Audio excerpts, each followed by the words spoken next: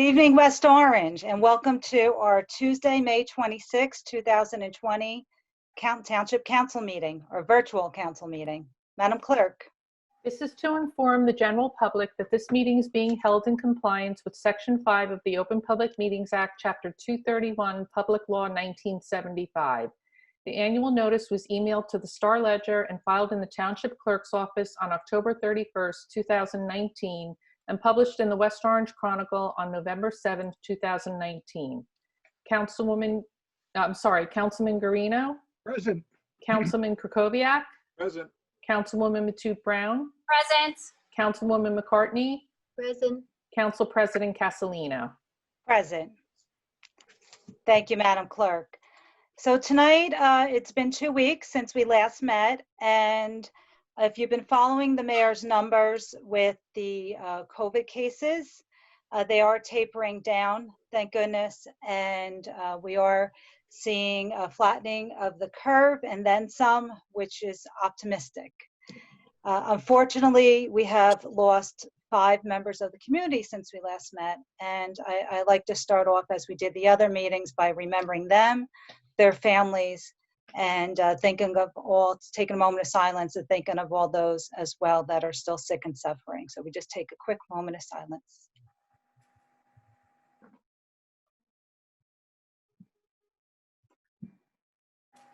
Thank you all. This evening, we will still have some information, or a lot of information about COVID at the end of conference agenda. I thought we would change things up tonight. May is Older Americans Month, and we have our 3 wonderful ladies from our Senior Services Department. We have with us tonight Dorothy Sanders, our Senior Livabilities Coordinator. We have Laura Van Dyke, our Senior Services Program Coordinator, and our assistant for the senior program, Noelia Perez. So welcome, ladies. Thank you for coming on this evening. And to help us celebrate our seniors, you all have been working so hard these past few months. I know, Laura, you've been on a couple times visiting us, and all of you have been doing tremendous job getting information out there and getting food out to our seniors. And tonight, you want to share a project that you all have been working on. So, Dorothy, if you would like to start us off this evening.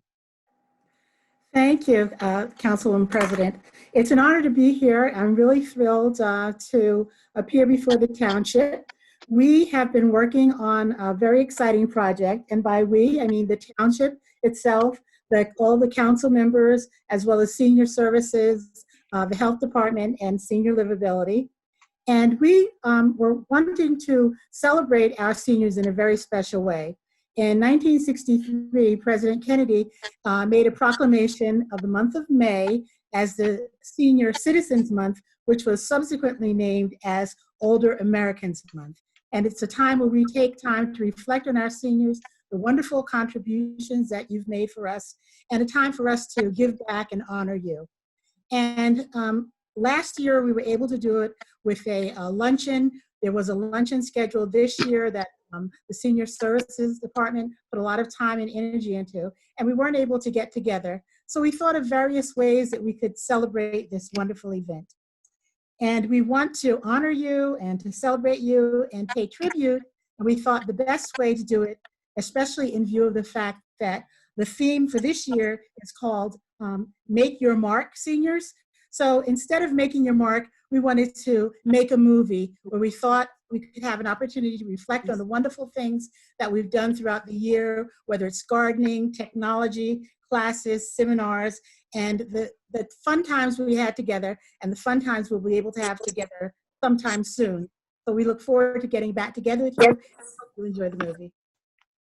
Thank you, Dorothy.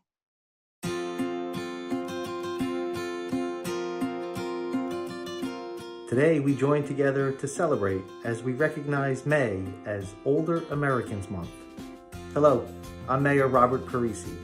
I wish we could be together today, but right now, the safest place for all of us is at home. But home doesn't have to mean alone. If you need help, if you need food, if you need anything, you let us know. We are in this together. We are here for you. and we are West Orange.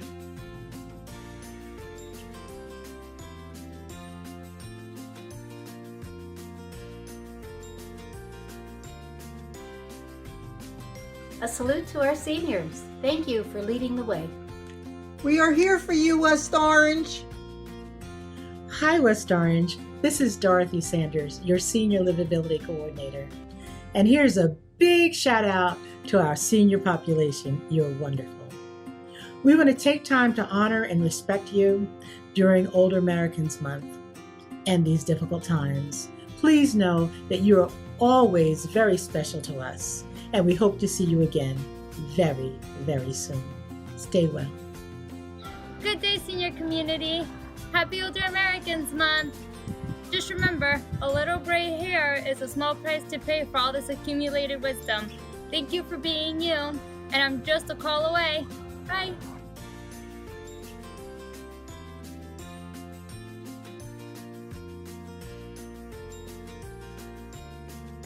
Seniors, together we're getting through the pandemic and lockdown. Be joyful in hope, persevere in hardship. Just know that we're thinking of you during this quarantine. Stay healthy, West Orange, and don't forget to wear your mask. Hello, seniors, and happy Seniors Month, May. I'm wishing you the best of health and safety and happiness in the future, and we're almost through this, so just hang in there, and we'll all be celebrating next May, Seniors Month, together, outdoors, and a better environment than we're in today. Honoring you is our mission. Yesterday, today, and tomorrow.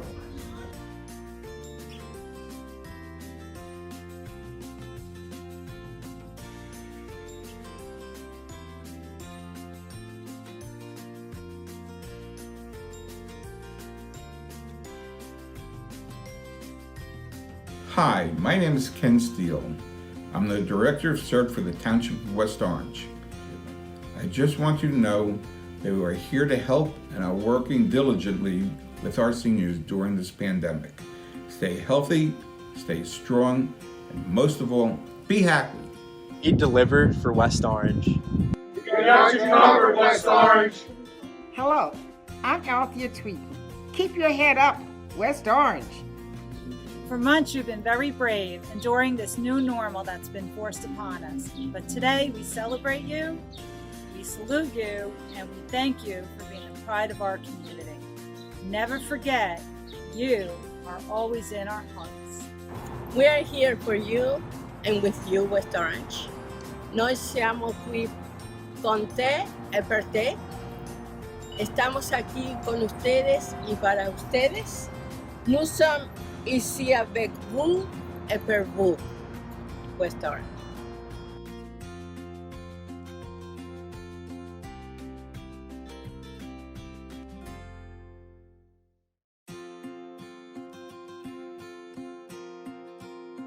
As we celebrate Older Americans Month, I wanted to say thank you. Thank you for breaking the barriers that cleared the path for the rest of us to follow. I celebrate and I salute you. And please remember that we are stronger together because we are West Orange. To my oldies but goodies, you're number one. Hello, this is Brian from the West Orange Public Library. I hope this message finds you happy and healthy. The library would like to take a moment to thank you all for the service that you've provided to the West Orange community in order to make the town what it is today, and to remind you that the library will always be there for your information needs. We're all in this together, West Orange. Hi, West Orange. We're here for you. We can do this, West Orange. Juntos podemos, West Orange. Hello, I'm William Coleman, the Tenderfoot Scout from Troop 6, and I'm just checking in to say that we're all thinking about you, our West Orange seniors. I would tell you a joke, but due to coronavirus, they're all inside jokes. Hope you're doing okay. Bye.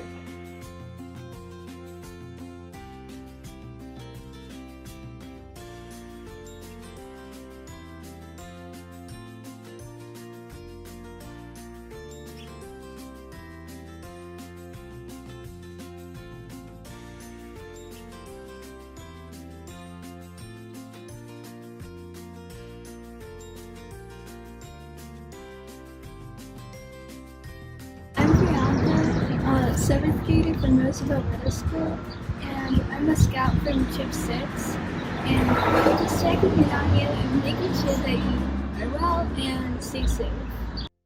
Hello, my name is Roseanne Chiller. I am the president of the West Orange Primetimers Senior Club.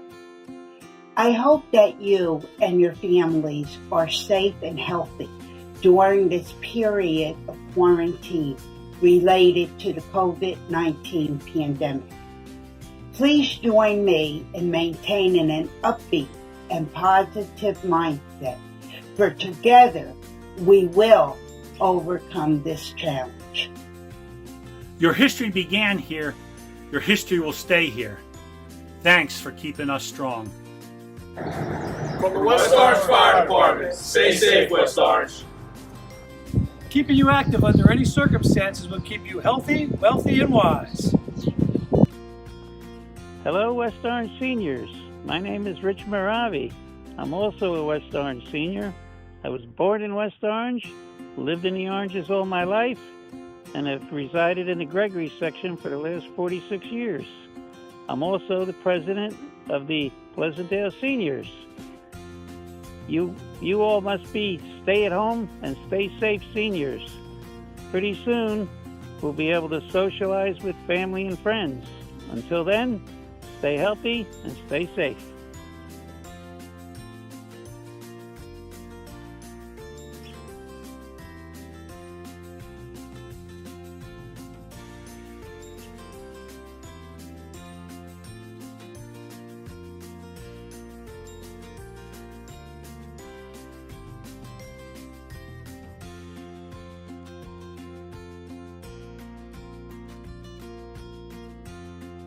It's been a horrific experience, but what I found with what's happened to me personally and what other seniors are telling me, that the people reaching out, people calling, offering to shop for them, just calling them, asking them how they are, it made it a real sense of community. Out of the most horrific experience, I find something good happen. And I truly believe in the power of prayer. People have prayed together and cared about each other. That's important. Hi, it's Gus and Charlie Peterson from Troop 6 West Orange, and we're here to send a song your way.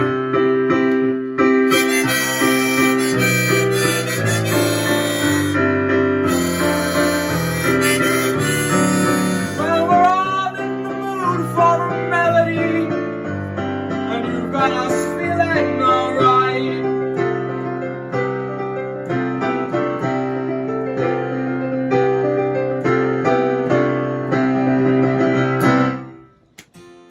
Hello to our older adults. Happy Older Americans Month.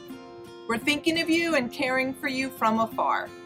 As valued members of this community, we're grateful for your wisdom, your support, and your guidance.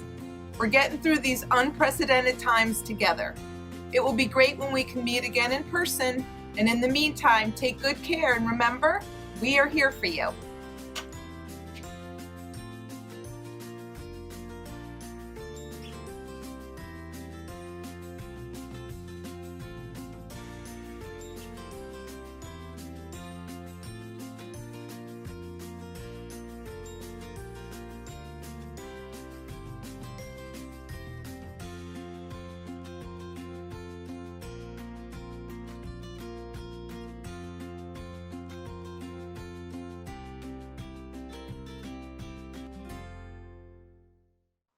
So Michelle, I'm not Councilwoman President. I'm not sure if you were going to introduce me or if I should just jump in here, but this is Laura Van Dyke. So I really want to thank you for your leadership with the and support. I love that video. I find it very moving. Thank you so much to this terrific community for working together on that. And we honor our seniors.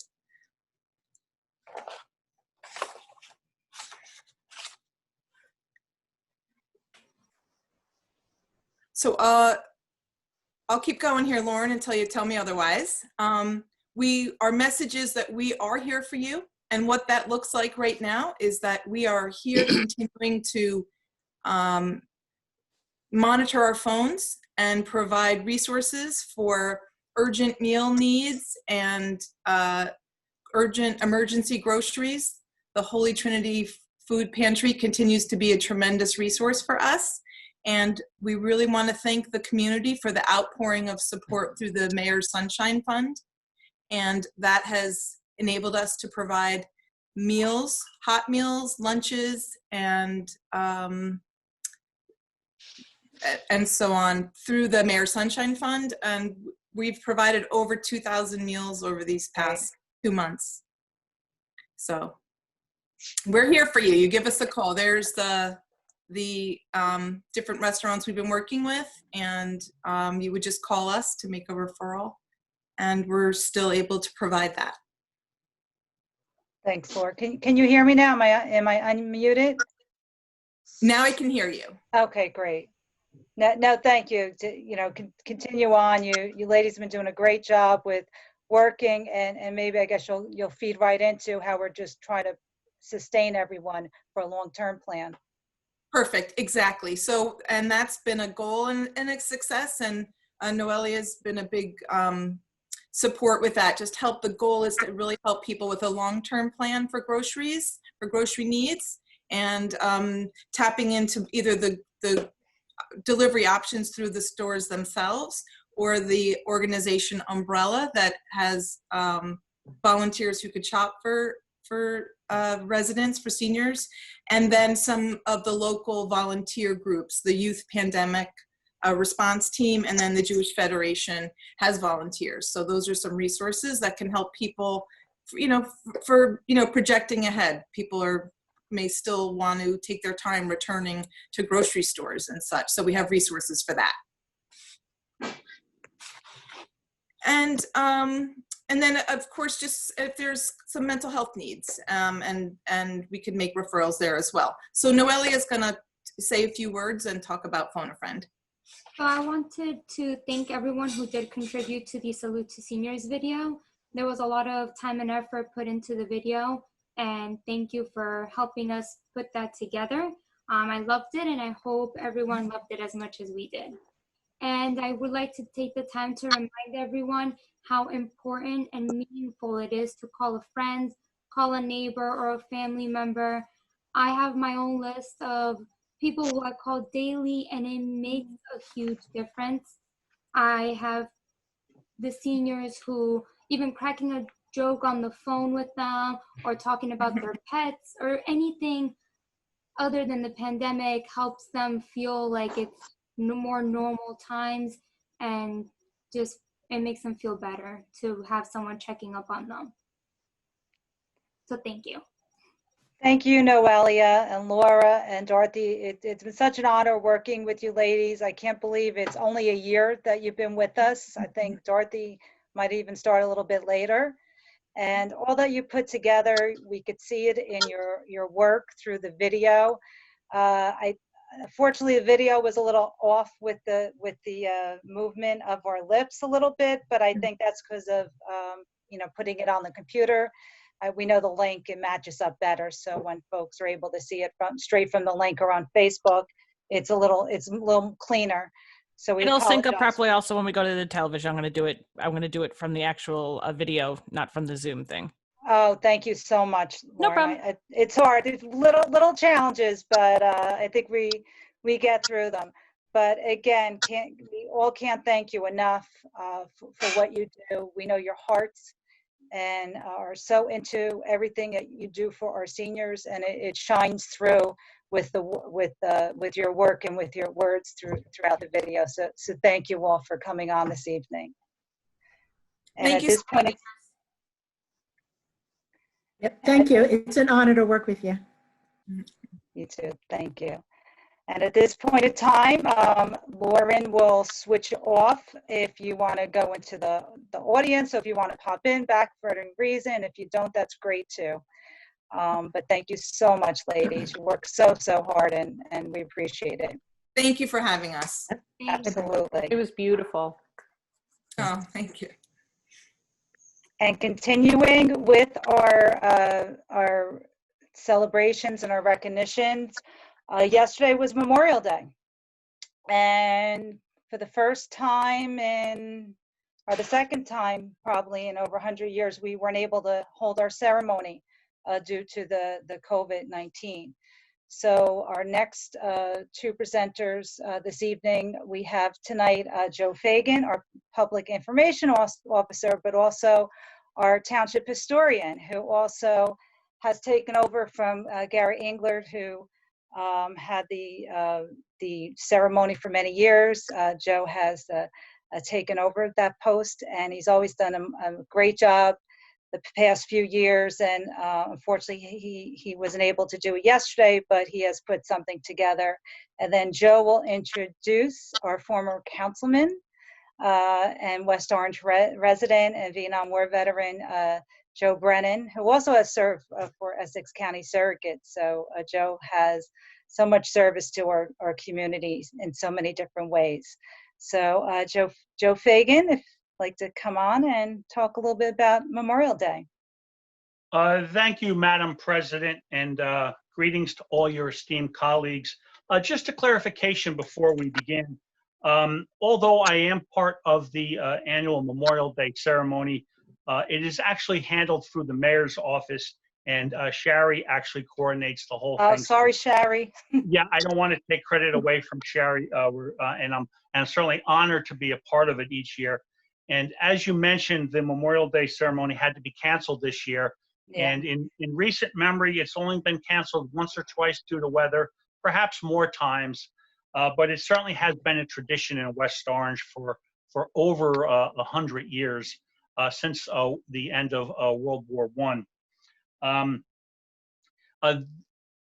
This Memorial Day, I had two shows broadcast from the Downtown West Orange Alliance website on Friday and Monday, sandwiched in between the Memorial Day weekend.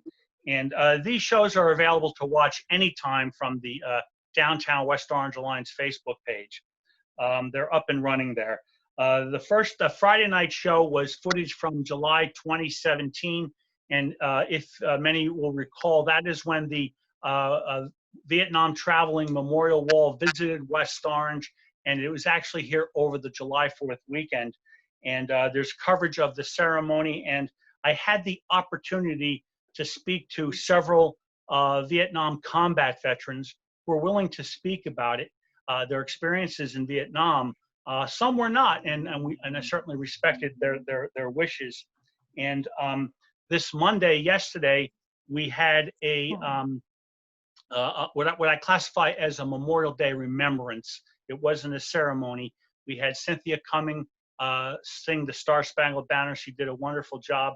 And a few years ago, I had Mayor Parisi reenact a speech that was given on May 30th, 1944 at the West Orange Memorial Day ceremony.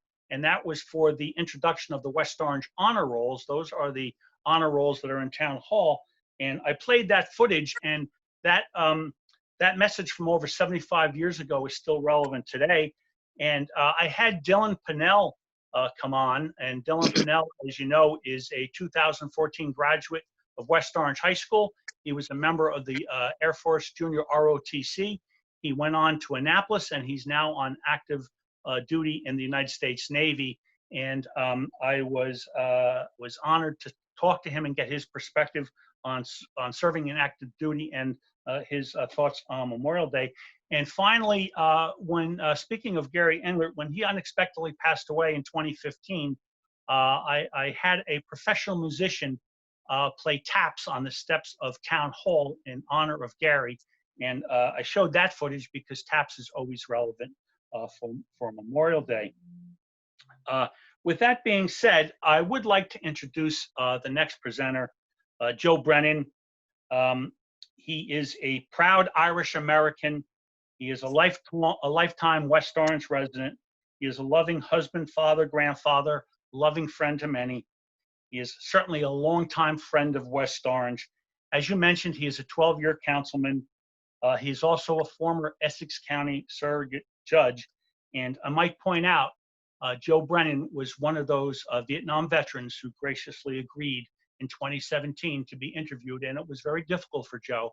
and it showed the type of person that Joe is, and he knew it was a story that needed to be told, and we are certainly grateful for that. So at this time, I'd like to introduce someone I'm proud to call my friend, Joe Brennan.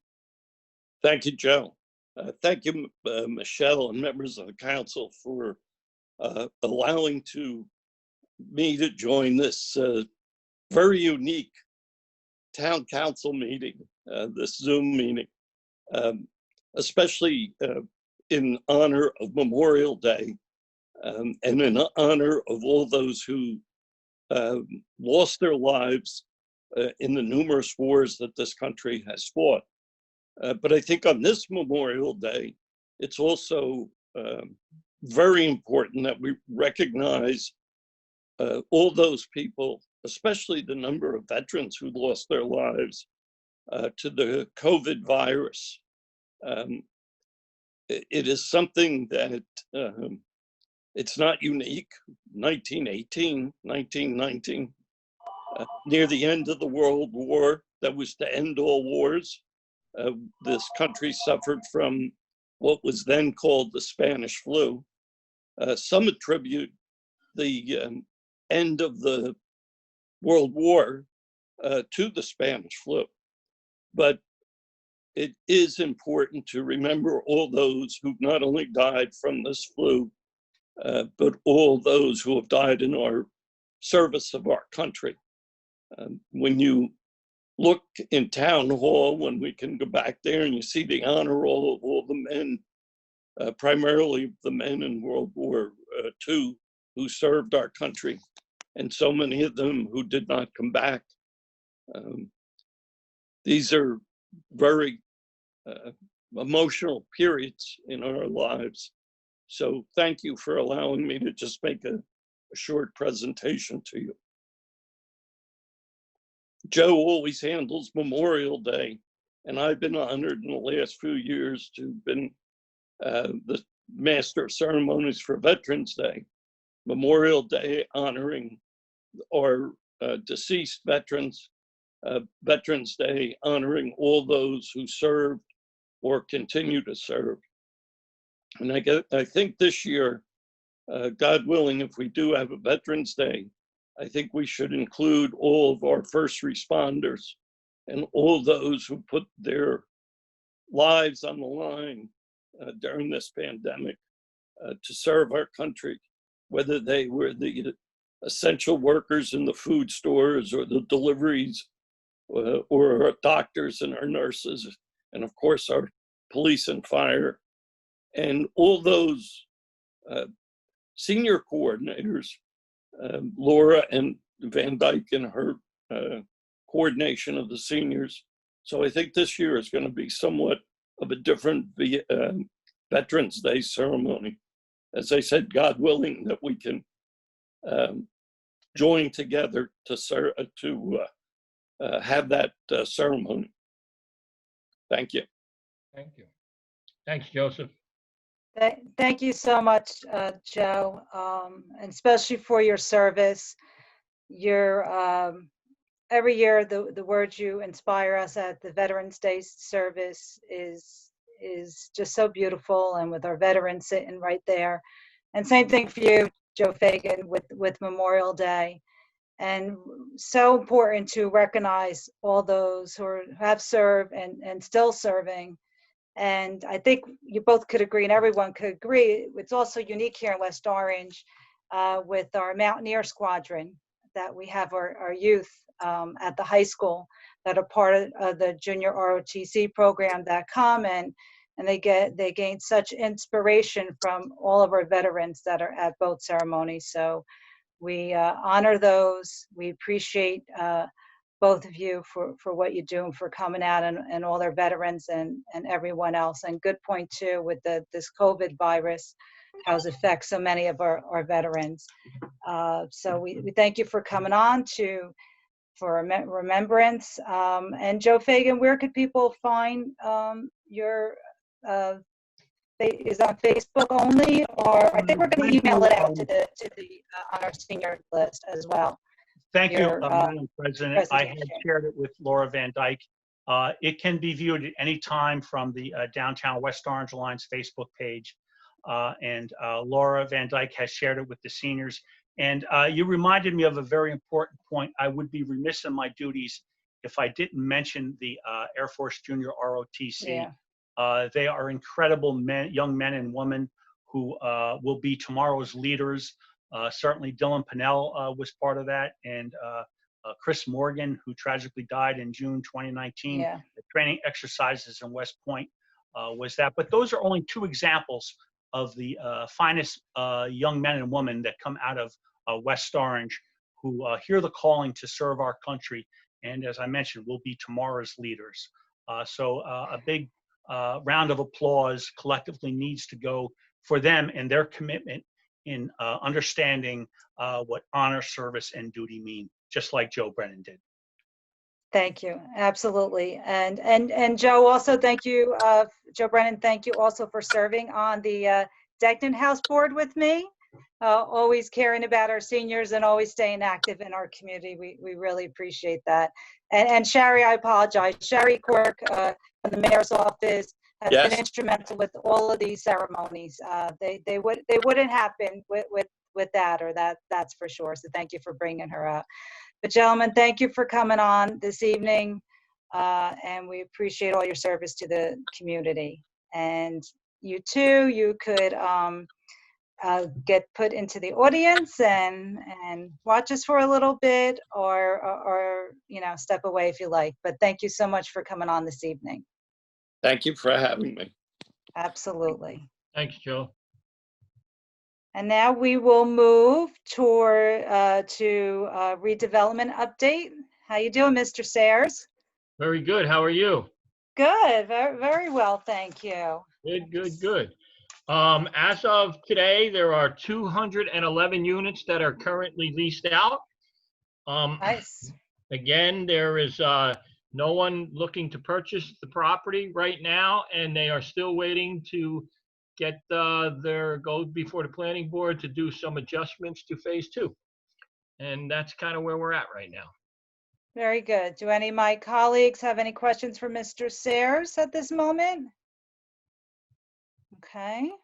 Thank you. Seeing none, we will move to council liaison announcements. Councilman Carino. Thank you, Mr. Sayers.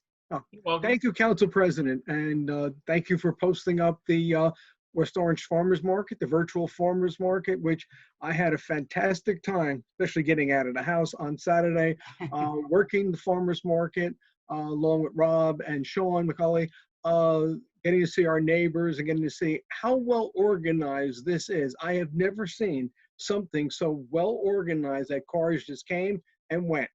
So it was good seeing residents again, people very happy. The products were phenomenal, and just working with our friends was an enjoyable experience. And, come out and help when you can. It's really good. And I think everybody really, really appreciates that. So a big shout out to Rob and Stacy.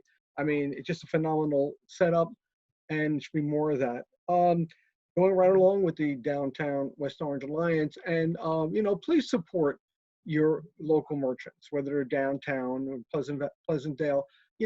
Everybody really needs the extra, support from our community. Every one of our merchants gives. I mean, there are a lot of our merchants who, before the pandemic, would always be there for our schools, for our students, for any organizations, because everybody went out and said, can you donate? And these people would say yes. But I like to see the same go back to a lot of these merchants who, if we don't help them, they're not going to be here next year, and they won't be there to help when you need something in return. So really, really, really just go out and help our merchants. What I'd like to reach out to the administration and to the health department is to see if we could help some of our merchants get sidewalk type dining. That would be something we could do temporarily in certain areas, depending upon the safety issues, the road type, and something that is practical. It can be done practical within the social distancing. I've seen some other towns start to do it, and I think maybe it's something we should look into. So, Mr. Sayers, if that's something that's possible, if you and the mayor could look into that with director of the health department, would be really, really beneficial. And that's something I think that we need to do. Going back to the Downtown Alliance too, is like, I like a big shout out to Darren Curtin for the fantastic renovation he did to his building on Main Street. It's where the Taekwondo studio is and the doggy grooming. He did a new facade, and it's really good to see our owners put more pride and put an effort into our downtown. Hopefully for the next meeting, I got to send it to Lauren, is a video I took, and I didn't use both hands, so I had it mounted, of the new speed bumps and the speed controls on Walker Road, especially along the golf course at Rock Spring and down to Gregory School. I know some residents are not happy, but the point is, it's something that we're trying. I've seen the cars slow down. I've stopped and I've seen cars blow through the stop signs, but in the last few days they're not. And all I'm saying is we're trying it. I thank Mr. Lepore. I thank the members of the Pedestrian Safety Advisory Board for all the things that we're trying to do, because I don't want to see somebody get killed. A number of years ago, there was a golf cart operator coming out of Rock Spring, and it got in a crash because a person flying down Walker Road. It's a 25-mile-an-hour road. Go 25 miles. And particularly when you get to Gregory School and Lowell, because I don't want to see somebody come and say that a child got killed because, there was nothing there. Well, now there are controls there. Let's use them. The other thing is, I just want to say, I want to be very proud of West Orange that we basically are adhering to my notice about not flushing, sanitary, wipes down the toilet. Our lines are showing that we have very limited, and we're not having an impact on the sewage and waste treatment system. So a big shout out to my township, and I really appreciate it taking the heat on that. Again, I'd like a big shout out to Joe Brennan for being here tonight, and for his commitment not only to our community but to the veterans and Vietnam veterans like himself. Joe, as you know, my brother is a Vietnam veteran, and he also won the Bronze Star for bravery, something I'm very proud of my brother, and also proud of you, Joe, and other Vietnam veterans, as long as also all our veterans. And to Laura Van Dyke and her crew, and Dorothy Sanders, thank you. Thank you for the video. And to Perry, because, our seniors need to know that we're there. Talk is cheap, but we've been there. A number of us have been there. And I'm really proud of what our community has really, really come together. And I want to see more of this, even when this pandemic subsides a little bit. I still want to see this type of caring going on, because this is what makes West Orange the great community that it is. And that's all I have to say, Council President. Thank you. Thank you, Councilman. Councilman Kukoviac. Nothing from me, thank you. Thank you. Councilwoman Matu Brown. Oh, sorry. That's okay. I think we had to switch the slide for you. Trying to unmute myself. I stopped my video. Apologies. Don't have any council liaisons, but announcements. But I just wanted to briefly say that I've reached out to the OSPAC board to just have a conversation to see when we can have a discussion about what the future looks like, if there is a future for OSPAC over the summer. So I will keep you posted, just trying to get everybody's availability. And I also defer to, the board members to let me know when that is. Again, it's just to touch base, since we have not. Obviously, nothing is happening at OSPAC, and it will not happen until, the restrictions are lifted by the governor. I also wanted to give a thanks to everyone who participated in that video, to Laura Van Dyke, Dorothy Sanders, and Nola Perez. That was very touching, and thank you for all participating. I got really emotional during that video. It's a tough time, but certainly reflective of the community that we are, and I'm very proud to be a part of that community. And I just wanted to say to Mr. Brennan, your words were, it really does embrace all of who West Orange is, that our community is, helping one another during these tough times, staying positive, and recognizing everyone who is involved in helping. I know that the food pantry is struggling with supplies. There is a demand, which is good, because our families are seeking the assistance that they need. And we're all trying to pitch in where we can as well. So they're still receiving donations. I spoke to Ms. Cynthia Cummings this afternoon.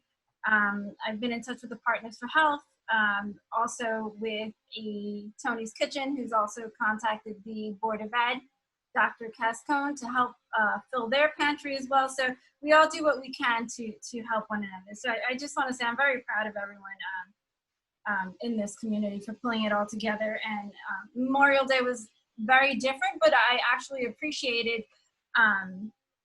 the focus on what Memorial Day celebrations really are, not just barbecues and families, but thanking those and thinking about those who are on the front lines, who gave everything for us to be able to have the freedoms and liberties that we enjoy and exercise today. So to everyone, first responders and to our veterans, thank you. The census, a lot of us ask, what can we do to help during this pandemic? Help in the recovery efforts. We need to help build a stronger community, ayudar a formar una comunidad mucho más fuerte, y eso se va a depender en que todos estemos contados. Así que si no han llenado su formulario de census, por favor, hágalo. No piden mucha información, pero es necesario para que ellos sigan dándonos los dineros federales, los dólares federales que necesitamos para todos los programas que tenemos, empezando con nuestras escuelas. So just briefly translating, just reminding everyone that everything that we do with the census helps bring federal dollars to help build a stronger community for all of the programs that we need, starting with our children in schools and health programs and services for our veterans. So please help us build a stronger community. Make sure you're reaching out to people to remind them to help to complete their census so we're all counted. I think we're up to 66.4, oh, there it is, 66.8%, which is slightly higher than we were last two weeks ago when we met. But let's keep pushing, West Orange. And that's it for me, Council President. Thank you. Great, thank you, Councilwoman. And that number keeps creeping up, so keep doing what you're doing, and we'll get there because the grant money is very, very, very important as well. Councilwoman McCartney. Hi, good evening, everyone. It's great to see everyone, and it was really nice to hear from Lauren and Noelia and Dorothy. It does seem odd that it has only been 1 year, and look what they have been up against, but doing an outstanding job coordinating everything through the health department. I wanted to say thank you to Joe Fagan and Joe Brennan also, and I agree with Cindy that it seems that watching Joe's video and all the Facebook posts really did focus on the meaning of Memorial Day, and it was very touching. Lest we never forget, now on to and facing this invisible war we're under right now. Friends of Edison, the Chamber of Commerce, and the Arts Council continue to meet through Zoom. And like so many ceremonies that have been canceled, the Friends of Edison would have had their Glenmont Garden Party last Sunday. So we're just thinking of creative things to do. The Rena House also meets through conference calls. I'm really pleased that there's a new expanded security system during this pandemic, reassuring the residents, helping with everyone complying with the regulations that are in effect. Thanks again to the library delivering books. So while I'm delivering lunches and dinners, they are also delivering books to the seniors that are ordering them since their community room is locked down. And the West Orange, I see, here's our slide, the West Orange Environmental Commission. The township was awarded a $2,000 grant for creating what we're calling artificial floating islands, working with the West Orange High School students, the Rutgers Agricultural Cooperative, and members of the West Orange Environmental Commission to build these floating islands. The students will investigate the pollutants that are in the pond, Benson's Pond, Cable Lake at the Rock Spring, and Crystal Lake at OSPAC. And then working with Rutgers, they will determine what plants will absorb those pollutants to clean and purify the water, or help to clean and purify the water.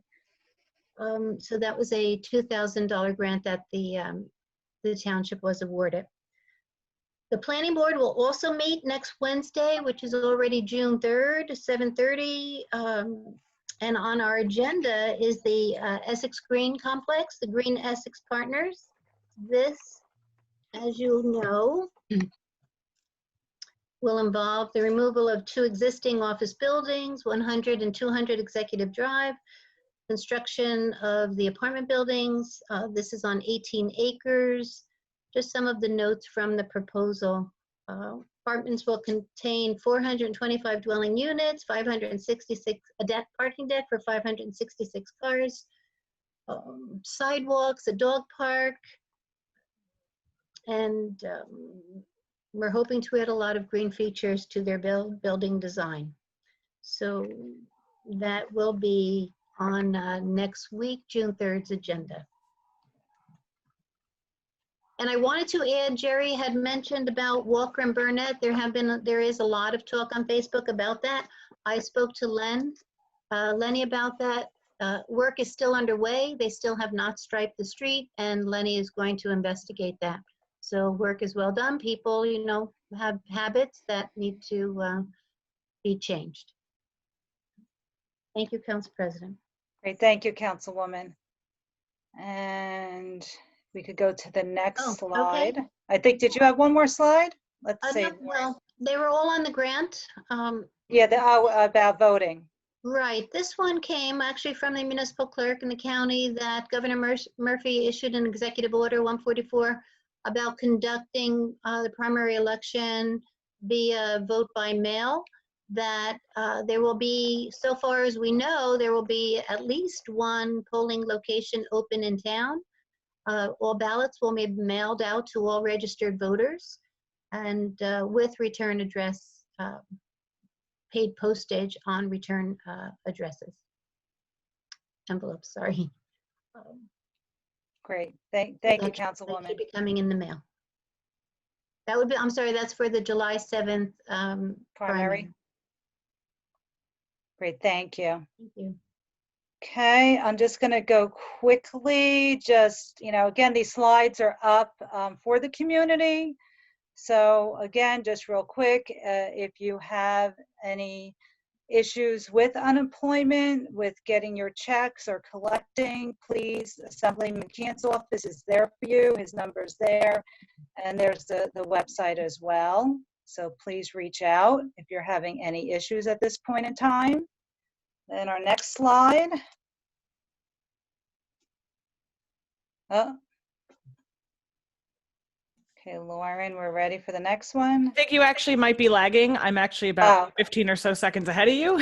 Oh, okay. Sorry about that. No, it's okay. Your sound is coming. It's sputtering a little bit as well. So you might just be on a little bit of a lag with us. Okay. Okay. So again, more information out there for you. These slides have been up, but for anything medically COVID related, we want you to reach out here to these numbers, and you could text to receive alerts.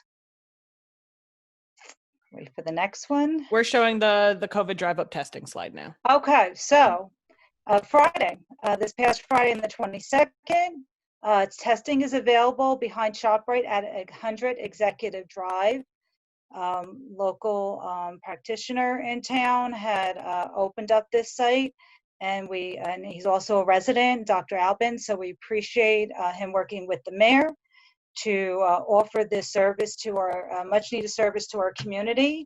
So you could test to COVID 973-346-9198 to set up an appointment. They'll give you a televisit appointment. They'll go over your insurance, and if you're not covered by the insurance, they will let you know how much the fee would be.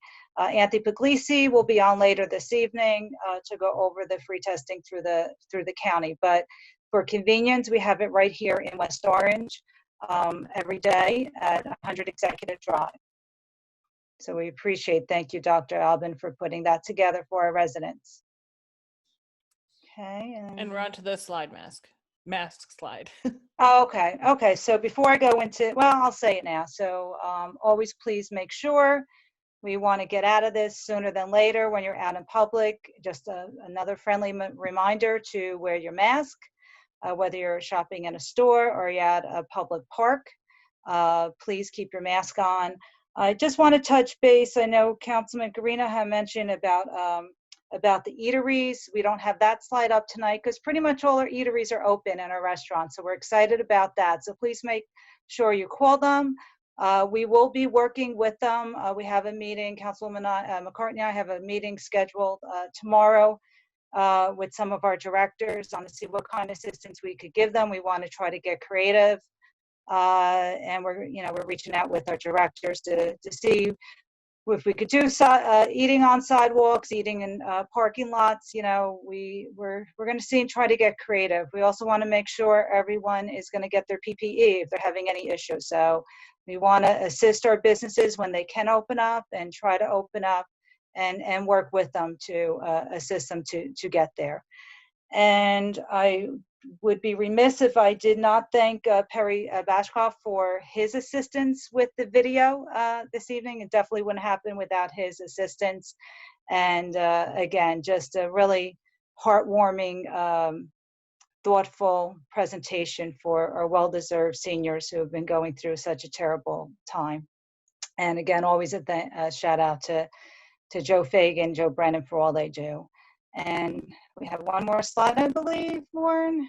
It's the behavioral health slides, the two slides. Okay, so also a reminder, May is Mental Health Awareness Month. So we want to make sure we, Laura Van Dyke mentioned it with our when she was giving her presentation, but there's assistance there for you. So please feel free to reach out to these phone numbers. We keep posting them because we know these are hard times. It's hard to get through them. You don't have to do anything alone. There are resources out there, and RWJ Barnabas has a tremendous program. So please, please, please reach out as anyone is struggling. And we also, parents out there, if you're struggling, I believe the slide's up for the school district. We have such a phenomenal school district with such great resources. Our head of guidance counselor, Cheryl Butler, just received an award recently. Our staff is phenomenal there. Our high school SAC counselors are listed. Please reach out if your child is having an issue. It's so hard with especially our seniors for graduation and missing all of their events. And it's been a tough couple of months, but there are resources out there. So please, please, please make sure you reach out. And thank you. I think that was it. No, I think actually, we you had have one the more.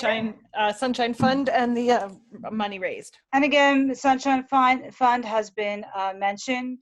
And please, if you're able to donate, great cause that it goes to, and the information is there.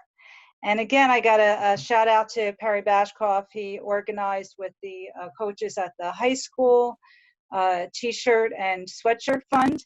And a few of my council colleagues have been posing for some pictures. I've finally got my gear on, so I'll have to get out there on Facebook sometime soon.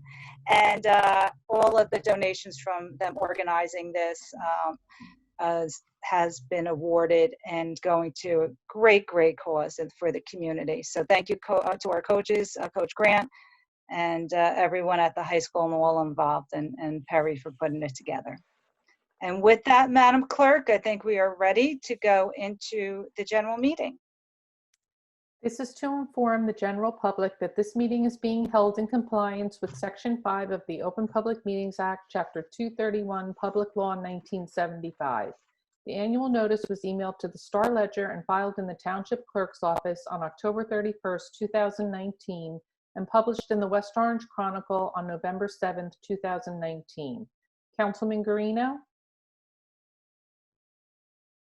Make sure you guys unmute yourselves. Sorry. Present. Councilman Krakowiak? Present. Councilwoman Matute Brown? Present. Councilwoman McCartney? Present. Council President Castellino? Present. Will everyone please rise for the Pledge of Allegiance? I pledge Pledge allegiance to the flag of the United States of America and to the republic for which it stands, one nation, under God, indivisible, with liberty and justice for all. The council is now in their public meeting. Thank you, Madam Clerk. So welcome, folks, to our meeting this evening, and thank you for staying with us through conference agenda with a few recognitions and tonight. We invite you to approach the council. The moderator will instruct you, just raise your hand and she'll patch you in. Just like at a regular council meeting, you'll get 5 minutes to address the council. And then after everyone has addressed us, we then will respond to anyone who speaks. So thank you. Thank you very much, Madam President. At this time, we have anyone in the public. You can use that raise your hand feature, which is located at the bottom of your screen. We don't have anyone calling in today, so we don't have to worry about that. They do come in chronological order, so you can hit it at any time and you will just be waiting in line. At this time, I see Claire Silvestri. If you can follow the prompt on your screen, please. Okay. And can you say hello for us, Claire? Sure. Good evening. And thank you, and name and address, please. Okay, it's Claire Silvestri, 20 Grandview Avenue. I just had a couple of questions. I noticed on the county executive's Facebook page that they're advertising that there are 3 testing centers in Essex County for COVID testing, and the Weequahic Park, Cedar Grove, and West Orange. And Council President Castellino just mentioned about a testing site in Executive Drive, but the one on the county, the post on the county executive site states that the testing is free at these Essex County sites. And I know that probably Mr. Puglisi is here, so I thought I'd ask the question if there could be some clarification about the West Orange site and whether it requires insurance or whether it's free to county residents. And the other question that I had, I understand that there was a lot of discussion at the last council meeting about our budget under the circumstances with the pandemic. And I just wondered if the recycling contract, the recycler contractor, because we're no longer getting single stream pickup, whether we are getting any kind of rebate from the vendor, because I know that we could really use any help to the budget right now. So that's it for me. Thank you. Great, thank you. Okay, is there anyone else? Thank you very much. Yes, we do. Mr. Fagan, if you can follow the prompt on your screen, please. Thank you. How you doing, Joe? Thank you, Madam Moderator, and thank you once again, Madam President, for allowing me to address the council. I have a few quick announcements to make here. One, the West Orange Police Department has noticed that there's a new scam coming out, or circulating, I should say, about contact tracing, which is all the rage right now. Authorities advise that if you get a call from contact tracing and that you feel at all is suspicious, to ask for a callback number and the agency that they're calling from. They're not all illegitimate, but some may be, and you need to just have a heightened sense of awareness. Also, the West Orange Police Department has experienced a few forced entries where vehicles the vehicles were locked, but valuables were in plain sight. And Chief Abbott wanted me to just issue a reminder, to certainly lock your vehicle, but take any valuables, and this could range from coins, cell phone, whatever might be valuable. Just take it out of sight. Chief Abbott said this is mostly a crime of opportunity that takes advantage of one feeling complacent, familiar surroundings. Don't let basic personal safety measures be overshadowed by heightened concerns over the coronavirus. Stay focused on everyday precautions with common sense and situational awareness, said Chief Abbott. And finally, just an update. I got a text before from Executive Director Megan Brill of the Downtown West Orange Alliance, and this plays in very nice to our Memorial Day theme, that our hometown hero banners the proofs have come in. and they look absolutely beautiful. Nice. They're going to be going up on Main Street in the near future, and West Orange should get a lot of attention once these go up, and it will just be another reason why we are, or showcase another reason why we are West Orange's most decorated community. And I'm sure people are tired of hearing my voice. And just one final thing, for any non-emergency suspicious activity, you can call the West Orange Police Department, 973-325-4000, and certainly 24/7 with any emergencies to 911. Thank you, Madam Moderator. Thank you, Madam President. Thank you, Mr. Fagan. Thank you. Okay. Mohammed Stewart, if you can follow the prompt on your screen, please. And can you hear us? Yes, I can hear you. Thank you. Great, thank you. Good evening, Town Council. My name is Mohammed Stewart. I reside at 15 Edisonia Terrace. I just want to share my concerns about the lack of street sweeping on Edisonia Terrace. I know the township had purchased a sweeper several years ago, and our street has never been swept. And I keep my house very clean, inside and outside. I take pride in my lawn, the way that my house looks, to the appearance to the town, as well as my neighbors. I reached out to Mr. Solis at one of the Clean Community seminars that I went with him to, and I asked him to look into it, and unfortunately, I did not get a response back from him or a follow-up. I decided to send an email to Shari about my concerns and my dissatisfaction about the sweeping, and she advised me to reach out to Mr. Pelosi, who is the Director for Public Works. He did reach back out to me, and I appreciate him doing that, but he gave me some excuses about how the sweeper cannot go up on the one-way street, on the dead-end street, is narrow. And I told him in an email that the garbage truck backs up, which is much larger than the street sweeper, and is able to pick up the garbage and recycling items. And all I'm doing is getting a runaround, and I'm just kind of, upset about the lack of concern for the constituents of West Orange, and especially I'm a taxpayer, that my money went toward to help get this sweeper. Sure. So, I'm just a little upset about, again, this is going on for several years, and I'm just getting tired of the street not being swept. And I know, as we all know, a clean city is a safe city, and a safe city is a profitable city. And the councilman just spoke about the downtown area, which Edisonia is about, or part of, rather. And if people are trying to come shop or do business or create an opportunity for themselves, how can they, start a business or want to shop in the surrounding streets that are not clean? So I don't know what's going on with this street sweeping program. Again, I'm very unhappy about it.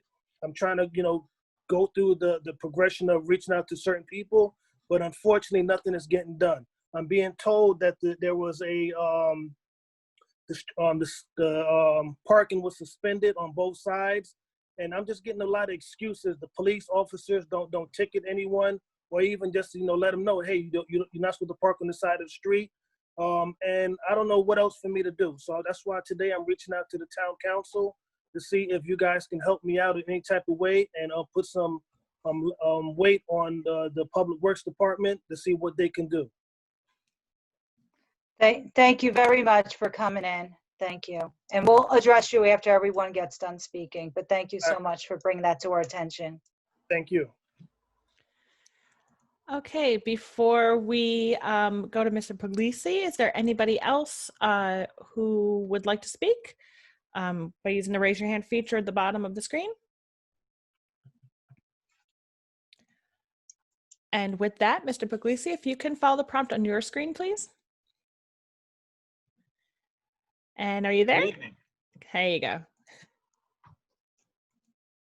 Hello, this is Anthony Puglisi, representing County Executive Joe DiVincenzo. Whatever slide you put up first, I'll talk about first. There you go, the testing sites. Okay, testing sites. So since March 26th, Essex County has been operating a testing site in Weequahic Park on Monday, Wednesdays, and Fridays. And then beginning last week on the 21st, we've started a series of satellite testing sites The first one on Thursday was in Roseland. Then tonight we had a team in Cedar Grove at our Public Works facility. And then tomorrow night, we will be at Cody Arena. And the satellite sites are from 4 to 6 p.m. All the sites, WeQuake and all the satellite sites, are free of charge to Essex County residents, and they are by appointment only. And the best way to get an appointment is to visit our website, which is www.essexcovid.org, or that the number that's there is the 973-324-9950. And to answer Ms. Silvestri's question, it is free. We don't look at insurance. We just take down some basic information so that we can get the test results to you. And it's by appointment. The new satellite dates have not been announced. So as soon as I get those, I will forward them to the council. That should be forthcoming either tomorrow or Thursday. And excuse me, Anthony, can you just clarify for us, is there a limit for how many residents can go to West Orange site or any site? And which test is it? It is, it's not the antibody test though, right? It's the— No, the test that we do at WeQuake Park is the nasal swab. And then at the satellite sites, it is the saliva test. At the satellite sites, we do probably around 200 to 250 tests per evening. And at the WeQuake Park site, we average about 300 to 350 tests per day. Great. Thank you for clarifying that. Mm-hmm. And then the next slide is the emergency food distribution events that we've been having. These happen every Thursday. Again, we're traveling around the county. So we had one in Branchbrook Park to kick off. We also have had one in East Orange. Last week we were at the Payne School in Newark. And then this Thursday, March 28th, we're at the Bullock School in Montclair. And then next Thursday, which is June 4th, we will be at Cody Arena. Those events are advertised to begin at 10 a.m. So we ask residents not to arrive earlier than 8, just to kind of reduce the amount of cars lining up and the traffic that's created. We do about 1,000 boxes per day per event, and each one of those boxes has enough food for 40 meals. It's all non-perishable food, and it's modeled after what the Community Food Bank provides at food drives that they've done throughout the state.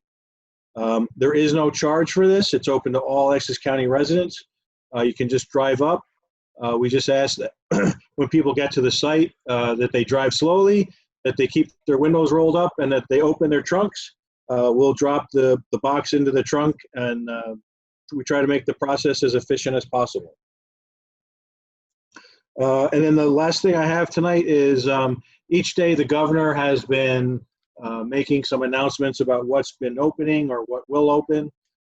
So this past weekend, we opened the tennis courts in the county park system.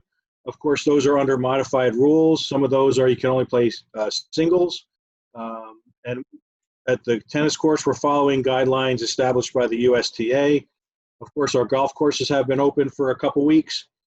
And we've also reopened the paddle boating on the South Mountain Recreation Complex.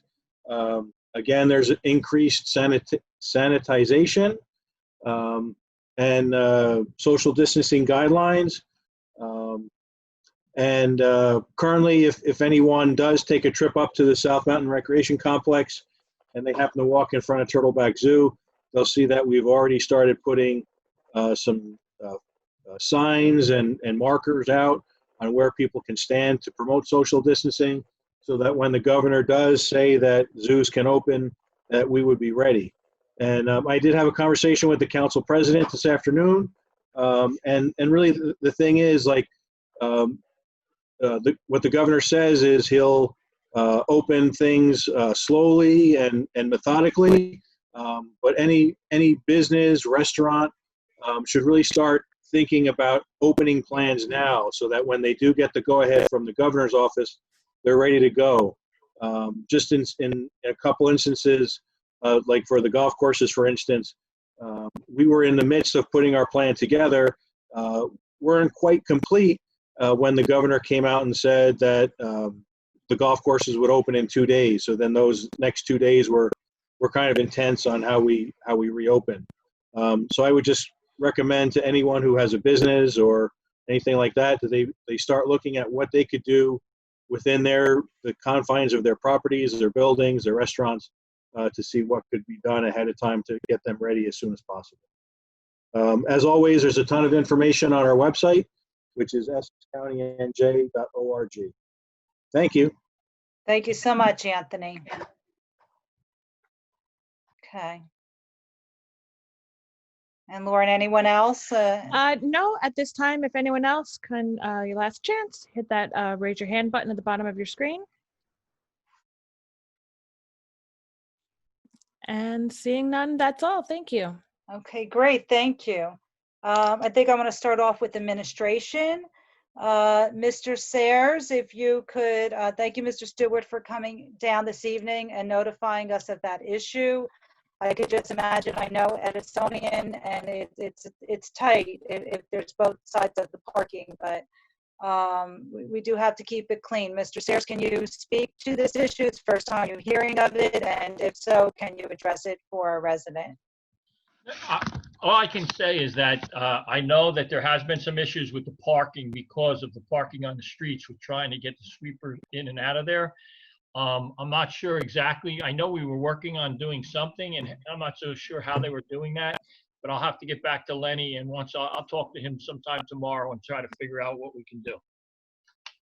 Okay, thanks. I appreciate it. Maybe work with the chief also. Maybe if they just have an emergency, no parking for a couple hours just to get that street cleaned up. I could just imagine the buildup over, with everybody being home for the past few months. So right.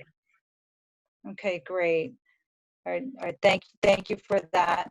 And Mr. Gross or Mr. Sayers, I know when we switched to this emergency recycling situation, a few of us had asked if we were going to get a rebate on that. And right now the answer is no. Could that change if we go longer than scheduled? I know we're only scheduled into June with the every other week. So if it does go longer, I believe, if I'm not mistaken, there was going to be a conversation possibly to be had if we went longer with the new situation. Mr. Gross, can you address that? Council President, I can talk to the health director about it. I would have to look for the contract. Excuse me, Mr. Kaiser. I don't know if anybody else, but excuse me, Mr. Kaiser, I apologize. You're a little muffled. I'm not sure if anybody else is hearing you, but I'm here. Okay. Actually, no, hold on 1 second. I'm sorry. Michelle, it's on your end. So we might need to have you call in with your phone. That might be easier. You might have to call in with your phone so you can see on the screen and then call in, because we're having a very hard time. You're breaking up a lot and you're lagging. So I think that's why you're hearing it as muffled. Does that mean now? Can you hear better now or now? No. Yeah. You want me to re-log into the meeting or? Yes, if you can actually sign off of the meeting and then sign back on. If we want to take a break for just a couple, like a minute while Madam President does that, it'll be better than with all the lag. Okay, I'll go right on. Just click, I guess you'll click me off. Yeah, I can. Well, I don't want to remove you, so you're gonna end the meeting for yourself, which is down in the right-hand corner. Because if I remove you, you're not going to be allowed back in. Okay. So, ladies and gentlemen, I apologize for this. It is actually, I'm very surprised. This is the first time out of all the Zoom meetings that we've had to have someone leave and come back in. It does happen. This is the time of day where everyone's now done with dinner and technology is being used very widely. So Ms. Castellino should be back in very shortly and we can resume the meeting at that time. I apologize, Mr. Kaiser, for interrupting you. That's okay. And this is the time when I need the music, so we can have like a little interlude of music. Find the boys playing the Billy Joel song in the senior video, if you could Oh, right. find that little part of that clip. I just You heard did the a great doorbell, job. so that means Miss Castellino's back and she's connected with her audio. Does that sound better, I hope? Oh my gosh, yes. Okay, great. Thank you. I apologize. No, it's okay. Okay, so Mr. Kaiser, as you were stating.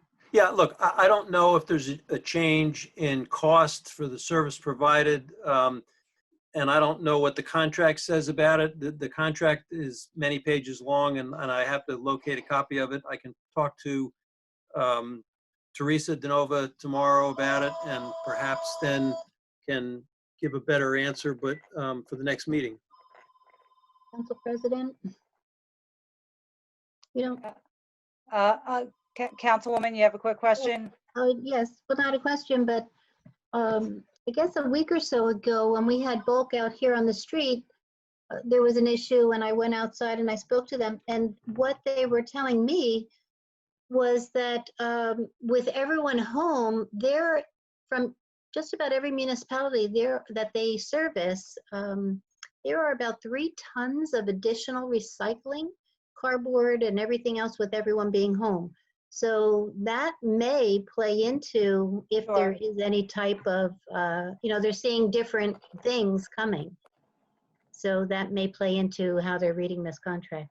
Well, it's also a temporary situation, and I don't know how quickly things are going to come back online for them, but I think one of the primary reasons for the change was that the people that they worked with, were having to lay people off, or they weren't able to full staff their operation, and that may be changing as we go through some of the reopening. So I don't think it's going to be an extended situation. We'll have to wait and see.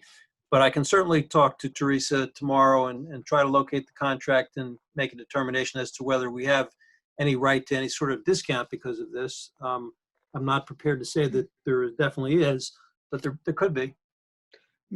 Council President? Hi, Hi. Mr. Gator. So let's, I don't want to get into full discussion about it. If you could just look into it, because I want to let my colleagues, everybody respond in their responses. But if you could get back to it, but those are very good points from both of you. Councilman Guarino, I'll let you start first with your response. Sure. Thank you. Thank you very much, Council President. Appreciate it. And to Mr. Kaiser's point, and I don't mean to go there. I know you asked for it already, Council President, but basically we get charged by tonnage, not by the number of trips and pickups. So if we're doing increased tonnage and increased, waste and everything else, I'm sure there's going to be an offset, someplace with recycling costs and then the additional tonnage. I mean, that's what we get charged for. So thank you, Council President and Mr. Kaiser. I have a question for Mr. Puglisi, and it may sound off the wall, but I know to get the food donations, you have, it says you got to drive up in your car, take your time. But I've been told in some other places where people don't have a car. So what happens if a resident, if they're able to make it to the food distribution point and they don't have a car, and there are people who don't have cars, what can they do? If Anthony's still out there, so. I don't think he's there. Mr. Puglisi, he is there. Yes, hold on one second. I'm just getting him to okay. There we go. Hello again. Hello, Mr. Puglisi. So yes, because we want to promote social distancing, we are only doing drive-ups. However, if there are residents who do not drive, if you want to send me their address and their phone number, we do have we are working on a program where we would be able to deliver food to them. Okay.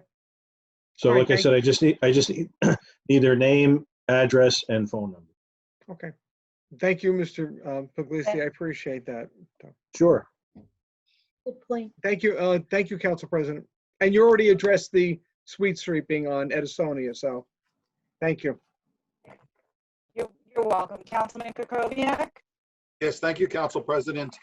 There was another question that Ms. Silvestri asked that has not been answered yet by the administration, at least that I recall.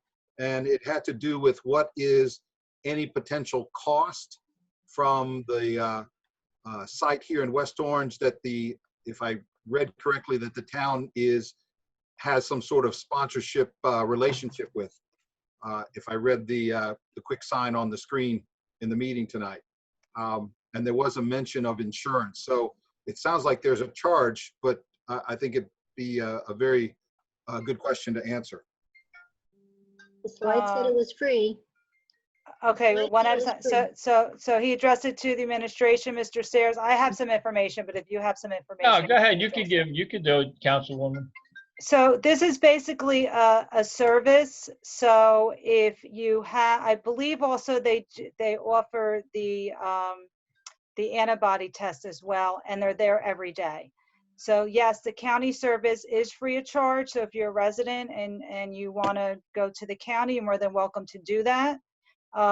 This service is there daily, and for most people, if their insurance covers it, it would be considered free. If not, then there would be a fee, but each individual needs to call that number to determine what their fee would be, dependent on their insurance.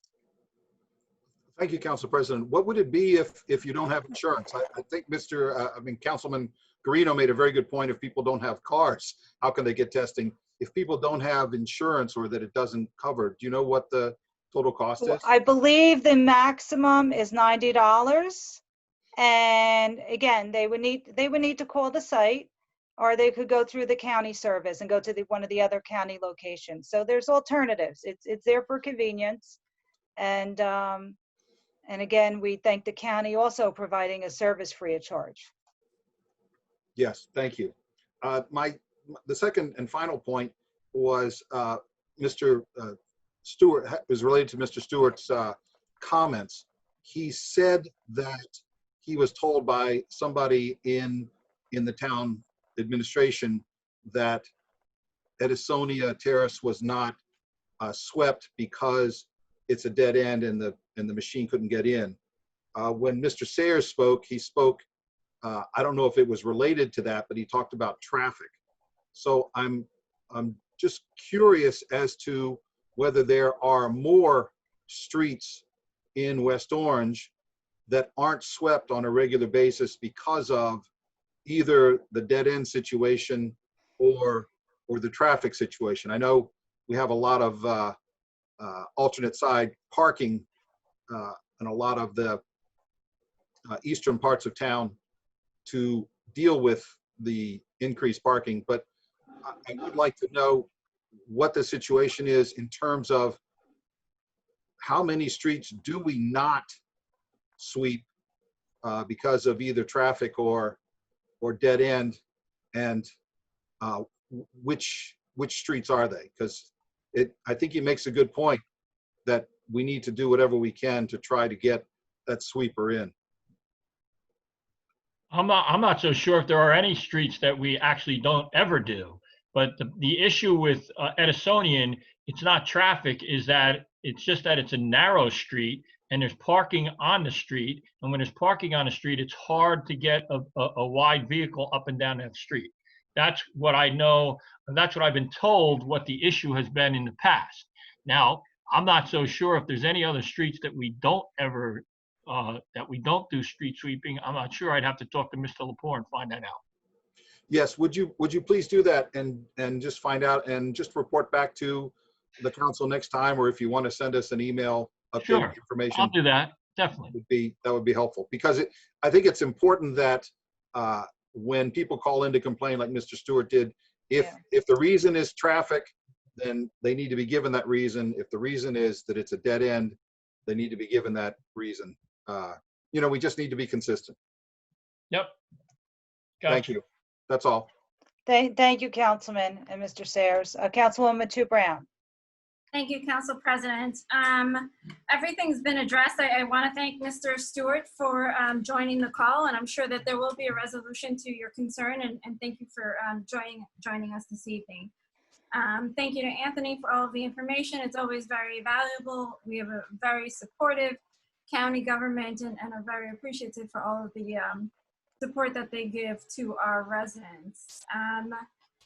With respect to, I will personally, just from my experience to Ms. Silvestri's question, and just to follow up on what Council President stated, it is an alternative. It is there for convenience. When I contacted them and I did share all of that information on my council page as well as all the other social media pages for the township, you should call your insurance company, and whether or not they're a provider, then contact the Diligent Healthcare Urgent Care, and they will tell you what the fee is. For me, it would have been $90 had my insurance not covered it. And they do both for the antibody testing as well as the nasal swab. So be sure to contact them. That information is out there and it is available as a convenience. I did have a question, and maybe this can just be put in an email as well in response to Mr. Puglisi with respect to the evening where there will be testing and what the procedure is with respect to what do we anticipate with traffic. Not that there is that much traffic to begin with because we're all staying home or should be staying home. So I don't anticipate that to be a problem, but just if there is a concern, you know, what do we anticipate that traffic flow to be like? I know it's by appointment, but 200, approximately 200 tests per site in the evening. That's quite a lot of testing. So I'm just wondering, like, how fast does that line move and what do we expect? But that is it for me, Council President. Thank you. Thank you. Great question. And is Mr. Puglisi still there, or? Yes, he should be unmuted now. Okay. I'm still here. Yeah. Would you like to answer the councilwoman's question? Sure. So obviously I'm here with you, so I don't know what's happening up at our Cedar Grove site tonight. But I was at Roseland on Thursday night. We did it at the Golf Center, which is across the street from the Environmental Center. And there really is no traffic on the street because when at the Golf Center, there's a pretty large parking lot, which is has a smaller capacity than what's at Cody Arena. So there's plenty of capacity on site so that as cars pull in, they're able to do the testing and then have the people leave. So there is no line. The entire test, it's a self-administered test, the saliva test. So it takes as long as the person takes to complete it, which when I was up there was maybe 5 to 10 minutes max. And we did not see any kind of backup, traffic backup onto Eagle Rock Avenue when we were in Roseland. So for tomorrow night, I don't anticipate any kind of traffic that would be clogging up Northfield Avenue. Thank you, Mr. Puglisi. Thank you. Thank you both. Councilwoman McCartney. Yes, thank you. I wanted to say thank you to Anthony and the county for providing extra testing sites, making it convenient for more residents. Thank you for that. And thank you for being out there, Anthony, to answer the questions. I wanted to thank Joe Fagan for the West Orange police scam alerts. We continue to see that on social media and the police making everyone aware of those alerts. And to Mr. Stewart, I hope that the issue is resolved. And I think, Council President, that was an excellent suggestion about having temporary no parking, emergency parking signs maybe put up on those streets since all of the alternate side of the street parking has been waived during this crisis. So that was a good suggestion. Hopefully it can be resolved for him. Thank you. Great, thank you, Councilwoman. And I just want to remind the public, to Mr. Fagan's point with some of the bad actors that are out there. We also have a no solicitation enactment right now, so no one should be coming to your door to solicit for any reason whatsoever. So please make sure you call the police desk. No one should be coming. Permits are not being issued to anyone at this point in time, and no one should be knocking on your door. So at least we will have a peaceful summer because of that. But please make sure you reach out to the police department at all times if you have any issues. Mr. Sayers, again, with that point with the street cleaning, I also just want to bring up a point. I know we haven't been issuing tickets, but I hope we're still issuing tickets if people are parking from the right up to the stop sign. If you could just discuss that with the chief, because I still see that time to time and have to call it in myself on Sure. some of these streets. I know a lot of people are at home and we lifted some restrictions, but they shouldn't be parking up to the stop sign, because when you try to go around the corner, you could smack right into them. So I'll check with the chief. that should be a ticket we should be able to write. But thank you, Mr. Stewart, for bringing that issue to our attention. I just want to mention last, I wanted to say it earlier in my report, but Mr. Keogh, we were hoping to have him come on this meeting. We're not ready yet. Tennis has opened up in the township, which I know a lot of folks are relieved. And please pay attention to all the restrictions that go along with it. And I know he's been working diligently on the pool and trying to reinvent recreation throughout the summer. So hopefully in 2 weeks when we meet again, he'll be able to give us some insight on what our summer recreation is going to look like here in the township. And with that, I'll close out public comment. And Madam Clerk, bring the meeting back to you. Okay, we're going to review the consent agenda. Approval of minutes of previous meeting, public meeting, May 12th, 2020. Consent. Report of township officers, none. Reading of petitions and communications and bids, none. Bills, are there any questions on the bills? Consent. Resolutions, Madam President. Okay, so we have 4 resolutions on for this evening. I believe it's 12220 that was added on, and I'm going to turn this over to actually Mr. Gross to briefly talk about actually 121 first, Mr. Gross, with the Essex County Hazard Mitigation Plan update. And then if you could discuss the resolution authorization for the tax collector prepare for third quarter. Yeah. If you take 121 first. The Essex County Hazard Plan update is just that. It's a periodic update that's required. The plan itself, I think, is available online. And our portion has been updated by our emergency management coordinator. And if with probably minimal, if any changes, it's just more of a housekeeping issue, resolution. The next resolution is, since we haven't adopted our budget yet, we have to set an estimated tax rate for the third quarter. In conference with the mayor and looking over, we're recommending that the third quarter, because of the uncertainty of the budget process and the finances that we have, we're recommending that we continue with the same rate with no increase at this point in time, at least postponing any such burden on the taxpayer until the fourth quarter.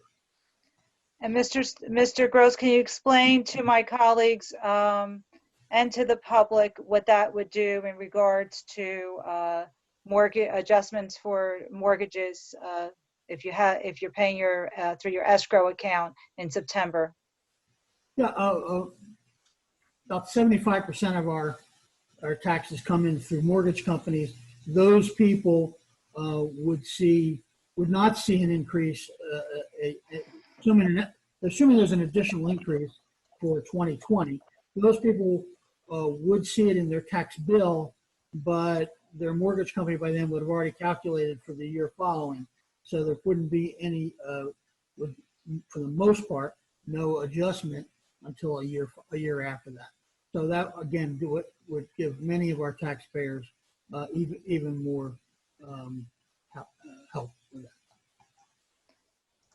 Okay, thank you. Do any of my colleagues want any of their resolutions pulled or have any additional questions? Councilman Guarino, No, not at this time, Council President. Councilman Kukoviac, Yes, thank you. I am concerned about, Mr. Gross says, all the things he says make sense. That 75% of the mortgage, the property owners go through a mortgage company of some sort that actually delivers the funds. But that, if I do my rough math correctly, that leaves about 4,000 people who are paying their mortgages directly. And I'm concerned about them. We've already talked at previous meetings about this seems to be an area that has the most immediate concern. And I'm just a little bit more concerned if they have to, even if they have a good third quarter with the August taxes under this plan, that they're going to get hit with a rather significant increase in their November taxes. And I just put that in the context of we already know that the school tax levy is going up because just recent approval. We had previously discussed with the administration that after the 8.5% municipal property tax increase last year, that they were confident, that the administration was confident that it could be held to 2% or less. At the last council meeting, Mr. Gross, I didn't follow up on this, but I think you said something to the effect of the 2% still stands unless we have a revenue drop, and then all bets are off. And I'm not seeing that we're not going to have a revenue drop. So I'm just a little concerned about throwing so much of this onto that 4,000 property owners in November, and whether it might actually be more merciful to them to spread out the increase over two quarters rather than one quarter. And I won't belabor the point because in order to change this, the rest of the council, or at least two other people on the council, would have to agree to the change. I just want to throw this out to my colleagues, whether you think that we should increase the rate in the August taxes for that reason, or for those reasons. The Councilman is correct, and just to be clear, because this is an estimated tax bill, it really becomes a policy question for you. Whether or not you feel that having an increase now would be of two poor choices, which is the best poor choice. 2% now, whatever a percentage now over the 2 quarters, or immediate relief now, and then obviously finishing out in the 4th quarter. I'll just say this about the 4th quarter. Councilman is right. About 25% of our taxpayers, maybe not quite that high because there's commercial in there too, but let's say maybe 18 to 20% of our residential taxpayers would see an increase, a substantial increase in the 4th quarter. Also, the rest, the 75% of the residents, or the 75% that are remaining in terms of dollars, would likely see a significant savings over a year and a half.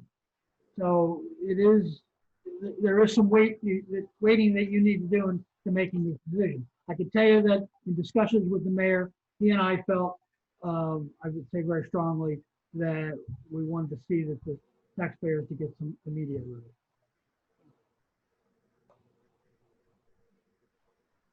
Mr. Gross, because I had asked you earlier, I'm not sure if this helps anyone out, but I had asked you earlier when you explained this to me, if there could be a detailed letter to go out to the public so they are aware of how the compensation is going to be at the fourth quarter. I mean, is it possible to break that down for them? We can send out a letter. I can speak to the mayor whether or not, what he wants and what he would like to say.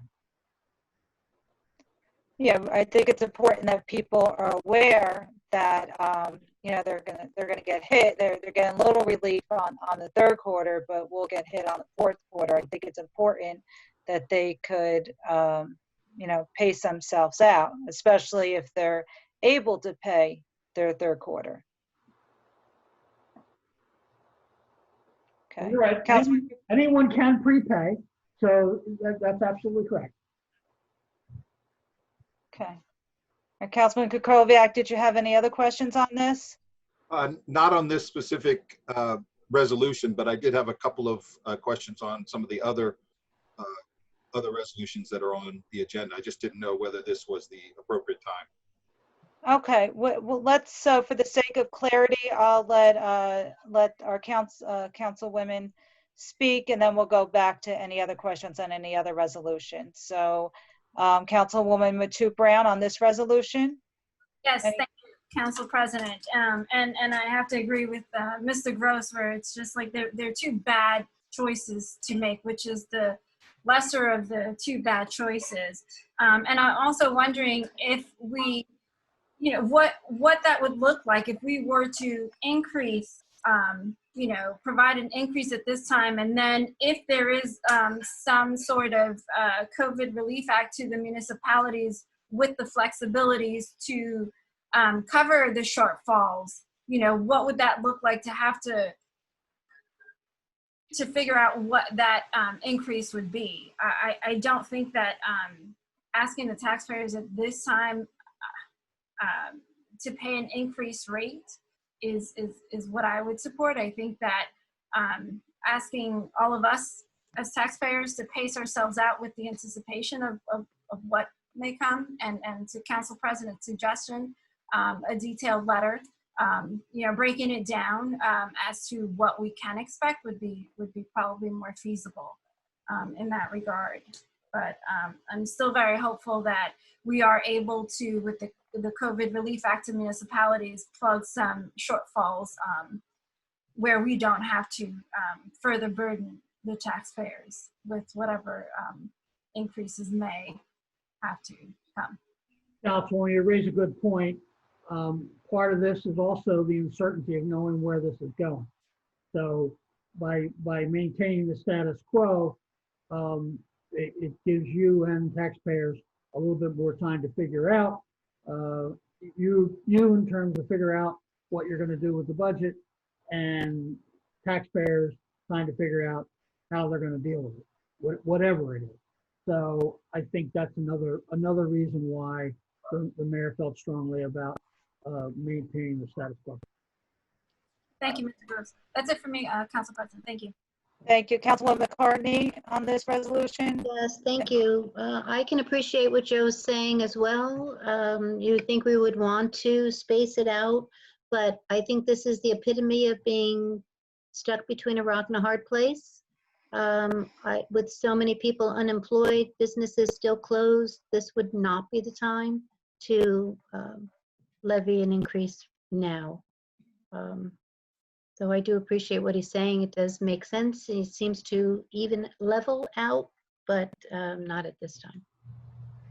Okay, great. And I do, and the letter again, I think that was also another excellent suggestion on your part about maybe with the third quarter going out, include a letter explaining. Okay, great. Thank you. So I guess Councilman Kukoviac, do you need this resolution pulled, or are you okay if a letter goes out with an explanation? Well, like I said, I just threw it out to my colleagues. If anybody wants to go a different route, they can just say it, and then we'd have to, make a floor motion that gets 4 votes and pass it with a different number. So it's really just up to my colleagues. I've heard from 2 people who said they don't want to do that. If we get another one, then that ends the issue. But okay, I'm good with the letter. as long as there's a lot of explanation and the taxpayer's aware of what's going to be happening come fourth quarter. Right. So we don't need to go to a vote. Okay. Council President? Yes, Councilman. Hi, the letter has to go out though in a significant time period. It can't just go out just before. It has to go out to give the residents significant, understanding. So it's not like, here it is and 3 days or a week later, here you're gonna go. So it needs to go out in a really specific time period with enough, understanding to the residents. They have to be well aware of what's gonna happen and when it's gonna happen. The bill, we anticipate the bill's going out mid-June, and we would anticipate a letter to go with that bill, and it's not due till August 1st. So there's sufficient time for them to, to react to it or start planning certainly for the whatever may happen in October or November. Okay, thank you, Mr. Gross. Okay, is there any other resolutions wait, let me just go back to Councilman Kukoviac. So you don't want D pulled, you're okay? That's correct.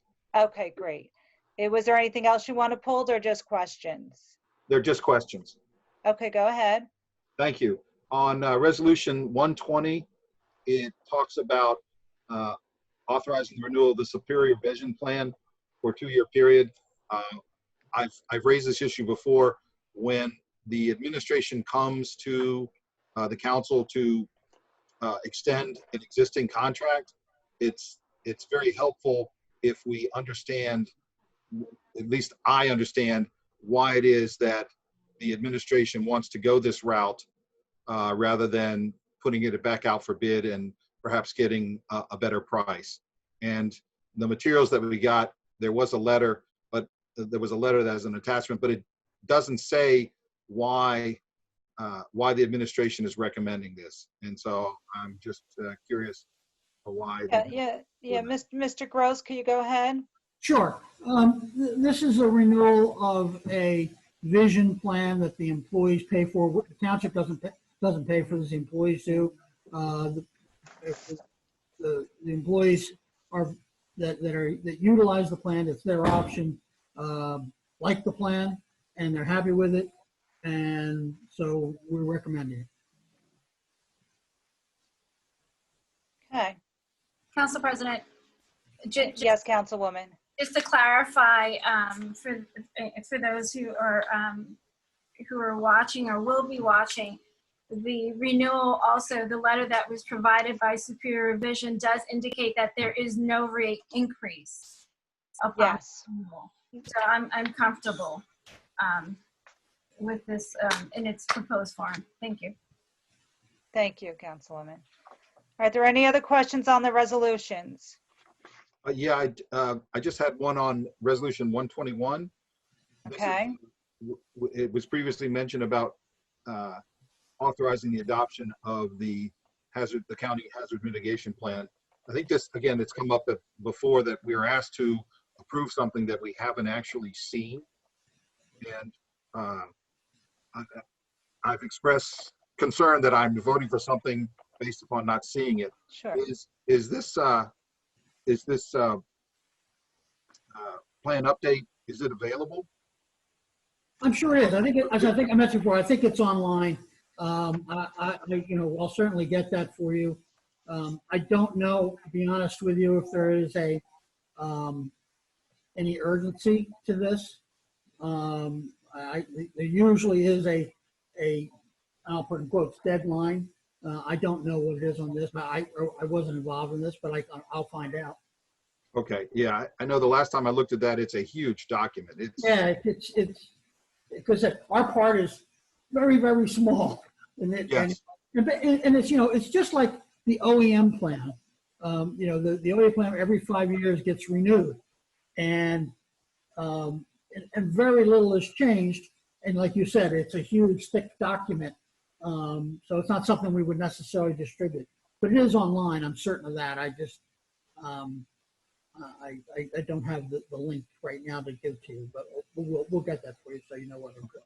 Yeah, and it would be something just in the future on situations like this, if it exists somewhere, and it just doesn't have to be this plan, but if you could just provide, access to the material so that if anybody on the council does have the time or the interest to go at it, it's already there. It's not. Yeah, I don't disagree. Okay. I'll speak to Nick about it. This is his first year. I'll make sure that he's aware of that, and then all future resolutions of this nature will come with a link. Great. Thank you. No more questions, Council Yeah. President. And thank you, Mr. Gross. I know earlier today we were looking for it, so we appreciate if you could send that along, even if it is on there, just even the link to us so we could click on it, make it our lives easier. Thank you. Council President. Any other questions, Councilwoman Matu Brown? Just to for the public's benefit as well, it is on the county's website. If they just do a Google search for it, it's on the Essex County Sheriff's Office website to be downloaded.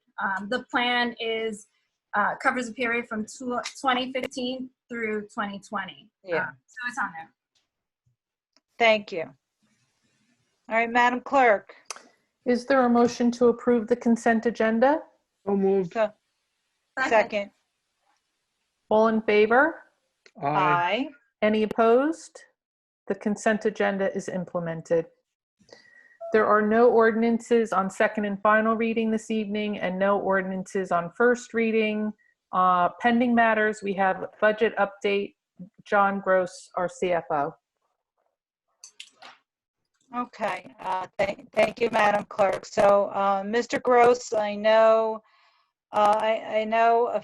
many of us have, all of us have been hitting you up with different questions about what our future looks like. And I know our tax payment is due on June 1st.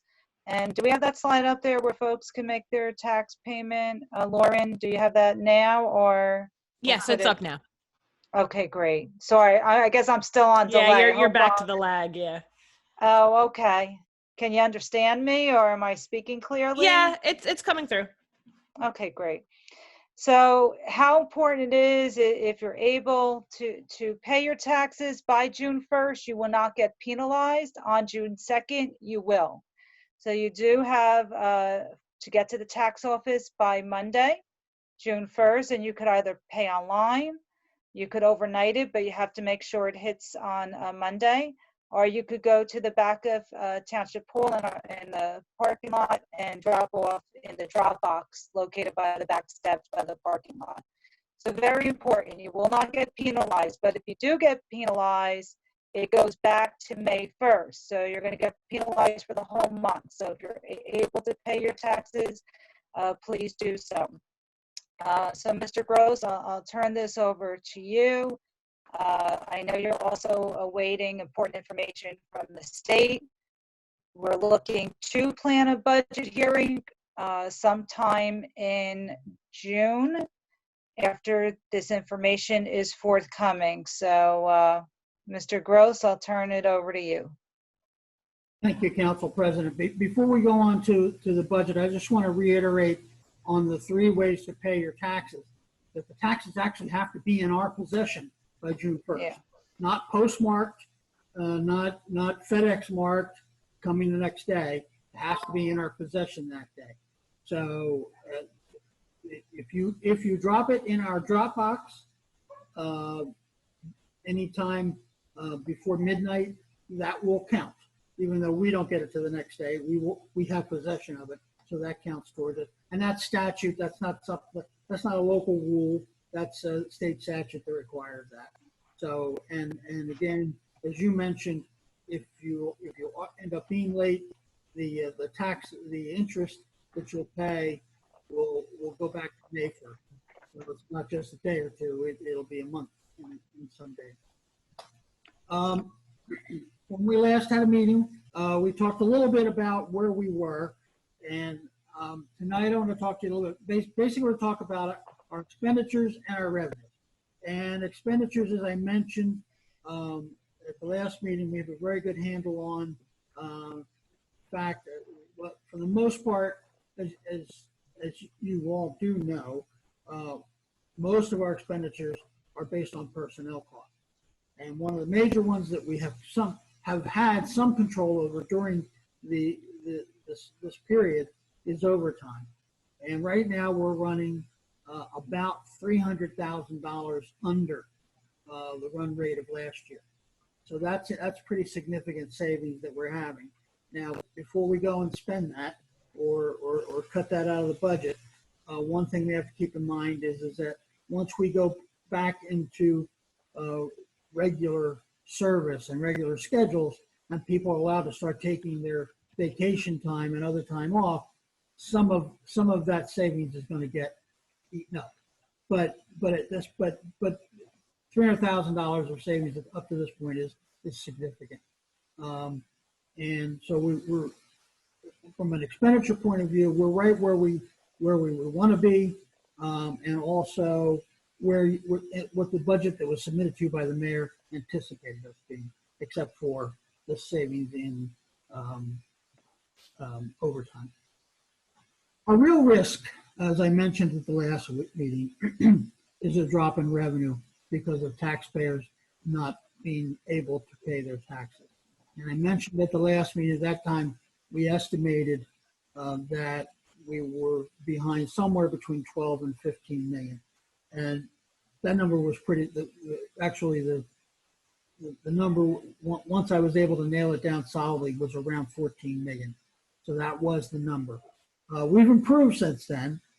As of this morning, we are only behind, stay home with, we are behind $9 million. And we have about a week to next Monday before the pay period or the collection period ends. We do not expect to get $9 million in 6 days. We hope that we will get and have some indicator that we'll make up some of it, but I don't know how much it's going to be. Right now, the breakdown of the $9 million is about $2.5 million in commercial and $6.5 million in residential. What that tells you is that the residents are either strategically holding back or they don't have the money to pay. And I suspect we'll know that on June 2nd, which of the two or what combination of those two it is. The commercial, I suspect, is strategic to some extent, and some as well, I'm sure, particularly small businesses, inability to pay. So that is our problem. And of course, the next question is, what can we do about it? And there are a number of things that we have at our disposal, that things that we've never used before, but things that we can. One of the things that we can do, and we have the authorizations to do that now, is if taxes don't come in, we can sell, tax anticipation note. A tax anticipation note is like a bond anticipation note, only it's for taxes, not for bonds. And basically, we can borrow the money for the shortfall to help us with the cash flow. Now, that money has to be paid back by next year. So if we do not catch up on our revenues, we will then have to raise that money in next year's budget, and it'll impact the tax rate for next year.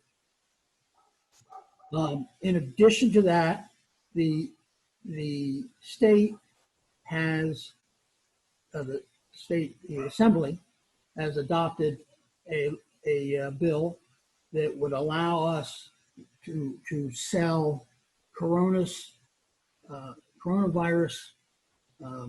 bonds, basically refunding bonds, which we could borrow that same, just like a tax anticipation note, borrow that money, but we wouldn't have to pay it back for 10 years. So in that situation, instead of having to come up with the shortfall next year, that shortfall can be spread out over 10 years. Those are the two main things at this point, other than if neither of those are acceptable or available, would be available, draconian cuts in the budget would be necessary. And now the next question is what's our risk? And the answer to that is we don't know. We know right now we're running around 9 million behind. I'm going to say we'll probably be somewhere between 6, maybe a little north of 6 million when we're done behind. We also do not know at this point whether or not the state is going to come through with our full state aid. If they do not, then we would have that on top of that. We also do not know what if we're behind $6 million in the second quarter, how much we might end up being behind in the third quarter and fourth quarter. And we really won't know that until as we go along. So the process will not allow us to wait to adopt our budget, nor could we, to find out what happens with that. So we're going to have to make some anticipations, some decisions. So I would think in terms of the legislature, we should hear something by mid-June. Also, there's discussion about the federal bill, but right now that's just talk. So I don't even want to talk too much about that. These are the things that are facing. These are the tools that we have, and over the next 2 weeks to 21 days, I suspect this is all going to become much clearer. So Mr. Gross, question. So obviously you have crafted a budget which you sent to all of us with the mayor and the administration. At this point in time, once we go to revisit this in sounds like a couple weeks, do you recraft that budget again and resend it out to us? What would that process look like? No, I think we will have a discussion on the budget that was submitted to you. At that point in time, the options that I've just discussed will be much more clearer. We'll lay those out in front of you, and then you can make choices. The mayor will give you a recommendation, which he has not formulated yet. But once he does, we'll give that to you, and then you can react accordingly. So at this point, I do not anticipate redoing the budget. That doesn't mean that the mayor may decide there are certain changes he wants to make. I just don't know the answer to that yet. Okay, so at this particular time, are we ready to safely pick a date towards the end of June to at least set something up tentatively so we all clear our schedules? No, I think it's a good idea to do a tentative date. I think that makes sense, and then we can start planning towards it and figuring out how it's going to happen, whether it has to be online or whether it can be in person. I think we'll need a couple of weeks to determine that. But certainly putting a marker in the sand is a good idea. Yeah, because if we're going to stay online, we're going to need to schedule Lauren, who I know is extremely busy in June. I had a conversation with her earlier today. And again, are we looking to do a Saturday this year during the day, during the week, or what do you anticipate? Well, I think given the situation, I think you have a lot of possibilities. It can be done during the day. It can be during a weekday. Well, some of us are working from home too, so that's it's all at your schedule. That's my point. You're not limited by us. Okay, so before I move forward to have a conversation about scheduling a date, I'll go to my colleagues to see if they have any individual questions for you at this point. So Councilman Guarino. Thank you, Council President. Mr. Gross, I know you talked about, selling anticipated tax, and that's like in corporate retail, we used to sell anticipated revenues from our credit card feeds and what we got for them. So if you were thinking about doing sales of a bond for anticipated taxes, what would the actual realization be? For example, if you were selling bonds, say, to collect $10 million in taxes, what would we actually realize in the sale of those bonds? That's one question. The second question would be talking about with the state adopting a resolution to allow for COVID sales of, COVID shortfalls. Do you anticipate what the type of the rate would be? Would it be just the going market rate for typical bond sales, or would it be a specific rate for COVID? Because basically, wouldn't the municipalities be at a disadvantage? Because if they are having shortfalls throughout, wouldn't that make our bonding ability, affect our bond rating? So those are my two questions that I think are critical moving forward. So if you could give me an answer, or, eventually, get back to me, I'd appreciate that. Well, tax anticipation notes, that's nothing new. So investors are not going to look at that any different than they would have any other time, except for looking at the economic challenges, not just that we have, but that everybody has. So to answer you in terms of the rate, you'll never, the rates now are still, these are short-term notes. So you're talking, historically 1% to 2%, very, very low. And they are sold at par. So there's no discount rate on it. You don't, if you did 10 million, you got 10 million. That was one of your questions. My question was, so if it was $10 million that you were, that we would get 10 million. Okay. Yeah, these aren't discount bonds. They're sold at full par. Right, but then that adjusted rate, the rate, the cost of the bonds, everything else, that would be rolled forward and adjusted against that 10 million, or rolled forward and go against our accumulated debt. Oh, the no, debt service. Municipal is different. Work like that. We get the $10 million, and after a year, let's say if we come out for a year, then we have to, from our budget, we have to pay the interest. So the interest is not rolled up into the principal. It's not, you don't prepay the interest with a discount. And in terms of our debt, the debt is the debt, and the interest doesn't count towards the debt.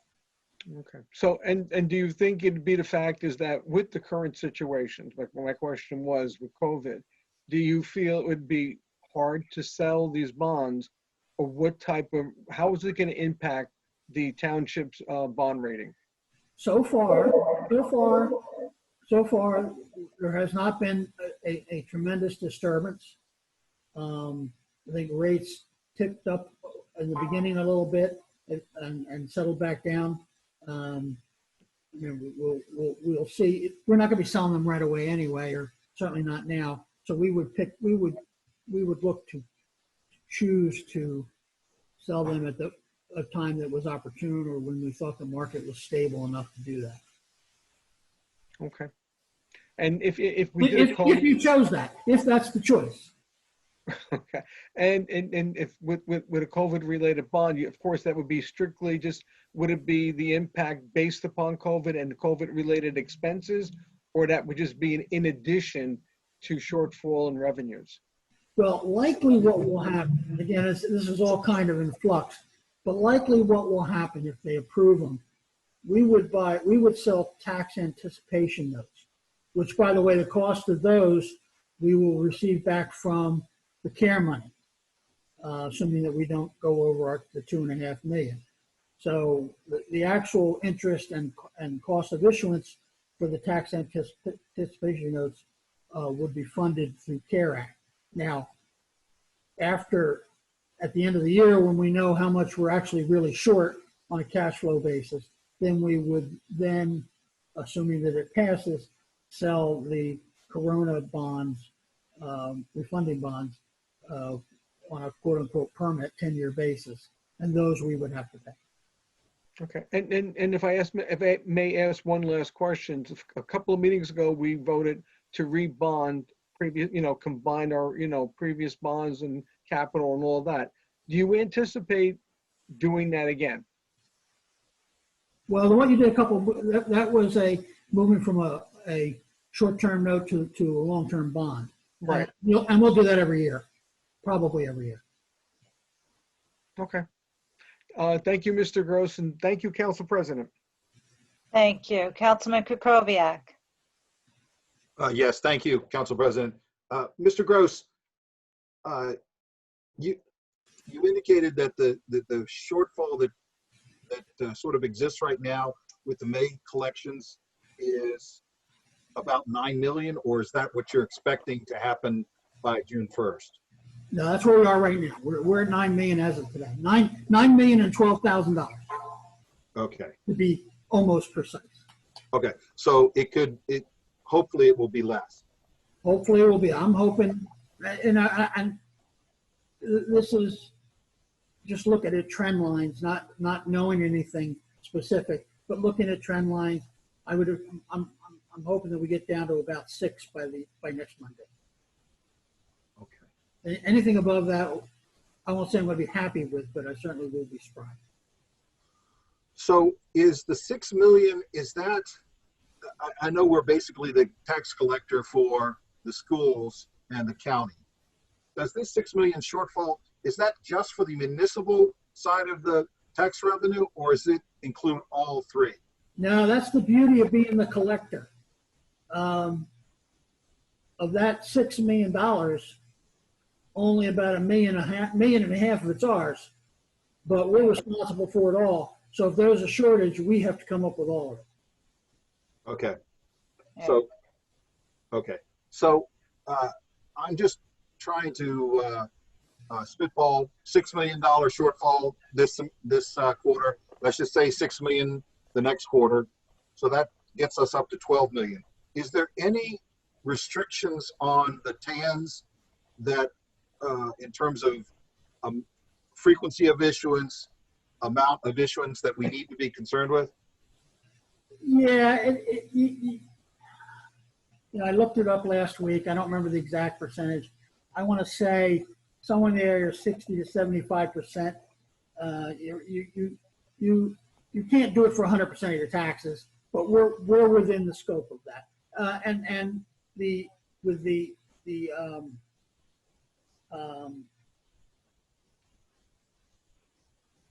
Corona bonds, there's two limits right now. That the Assembly and the Senate have two different numbers. Assembly has 20% of budget, this year's budget, and the Senate is 30% of this year's budget. So if it were 30% of this year's budget, figure it'd be around 25 million. If it's 20%, then it's 20 million. Okay. I'm very pleased to hear that we've got a run rate of, I'm not sure whether it's a run rate that you gave us an annualized run rate, or whether that's just so far that we've saved about $300,000 in overtime. Is it ongoing, or is it an annualized number? That's year to date. Okay. And so that will go down probably to some extent after we resume. Okay. I would certainly like to avoid any sort of layoffs if we possibly can, within the confines of whatever else we can figure out. But I would think, since right now we basically have only 58% of the year left to make any sort of reductions in spending, that we give, serious look. When I say we give serious look, I'm sure you're already looking at that, but we, as the council, haven't really had the data in order to look at that. Can you enlighten us at all about what you've done so far, in addition to the $300,000 run rate from the overtime, and what you're thinking about in terms of lowering these expenditures? Because if we can reduce expenditures now, it will mean, less of a problem in a few months. And I know you said that most of it is personnel related, but I'm thinking about any of the other sources that we have, any of the other activities, including maybe the sale of assets. Just if you could sort of enlighten us on what the administration's thinking is on the revenue or the expense side. Our budget is about 70% is personnel related. Then you got debt service. Then you have, I won't call it optional, but your OE costs that you have quote unquote control over, and what that means is they're not already committed, they're expenses that are going to come up. You maybe have about $2.5 million that you have quote unquote control over. So if you were able to save 10% of that, you're talking $250,000. Now that's nothing to sneeze at, but it's not going to solve these problems. These problems are you're either going to borrow money and work your way through it, or you're going to have a massive wave. If once you choose one of those directions, then we can talk about fighting around the edges to trim more off. But you really we got to get to the point where you decide on the big stuff, and then from there we can go and look at how we can take advantage of the savings in overtime so far, and how much of it we can take advantage of, and how we get that to the tax. Okay. Where are you guys on the analysis of potential layoffs? Have you basically completed your analysis, and you can serve us a menu and we can figure out where and when? Well, menu is an interesting choice of words. The council determines how much money that you want to budget, and that's directed at how many bodies there are through the system. And the mayor decides on the layoffs and how that's going to proceed. So there's a natural tug and pull with this. So I've done layoff plans are easier than you think in terms of doing the math. The math's pretty easy. What's difficult is the who, and what the impact, and the who meaning what positions, and what the impact that's going to be on the services you're providing. That's more complicated. It's something that I've done my own back of the napkins on. We do not have a layoff plan. I've not been directed to initiate a layoff plan, but any CFO worth their stripes can tell you how many people it takes to cut $1 million, and where you can get that from, where you can't get it. Now, that gets down to the other decision, the decision of layoffs versus financing, refunding. Right. And as I recall, the mayor does have wide latitude, and I can't remember, maybe you could just clarify what you just said a minute or two ago, that basically the council provides a number of reductions, monetary number in reductions off of the budget, and the mayor decides how to get that done. Is that, and obviously there's potential tug of yeah, I mean, and I think you're saying it, I'm going to say it a little different. You set the budget. If I'm going to say Department X has $5 million in it, and whatever metrics that the council comes up with and says, we're only going to approve $4.5 million. It's the mayor's decision and responsibility to determine how he's going to save it. Now, obviously, during your deliberation, that's instructional. You came to that number of reducing the $500,000 by looking at certain things that's on the record, and the mayor's going to be aware of that, and he'll either consider that and say yes, or well, no, I have to make the cut because the council, dictated or determined, not dictated, determined that this was the amount of money I had to spend. I got to figure out how to spend it. And if I recall correctly, at that point, if that happens, and the mayor decides to achieve the number a way that the council doesn't want him to, the council has no power to change his mind. That's right. Right. They can't overrule even if we had a unanimous vote. That's right. It's just we give the number, and how we get to that number, you know, is probably a totally different exercise or an additional exercise. And then the mayor, under our charter, he gets to decide how to hit that number. And if you think about it, that makes sense, because the council is policy making, they're not day to day, and the mayor is day to day. So it's the mayor's responsibility to say, you give me how much money I have to spend, and I'll figure out how I'm going to spend. Right. So here's one more question. And I know I've taken a lot of time, but just one more question. We're sort of in this interesting period where we have a temporary budget, we have the mayor's budget that's been proposed, but we don't have an approved budget. We have an actual list. Excuse me, Councilman, can you just wiggle your computer for a little bit? You're a little fuzzy. Just adjust your computer. You're coming in muffled. That's you again, Michelle. That's not him. You're kidding. Yeah. Michelle, come on over. Come on over. Well, can the audience can the audience hear him properly? Yes. We can hear. Yes. Okay. Yeah, as long I as have you him. guys are I have good. an attendee. I can hear as an attendee as well. Okay, great. All right. As long I don't mind it. Okay. As long as the public's good, I'm good.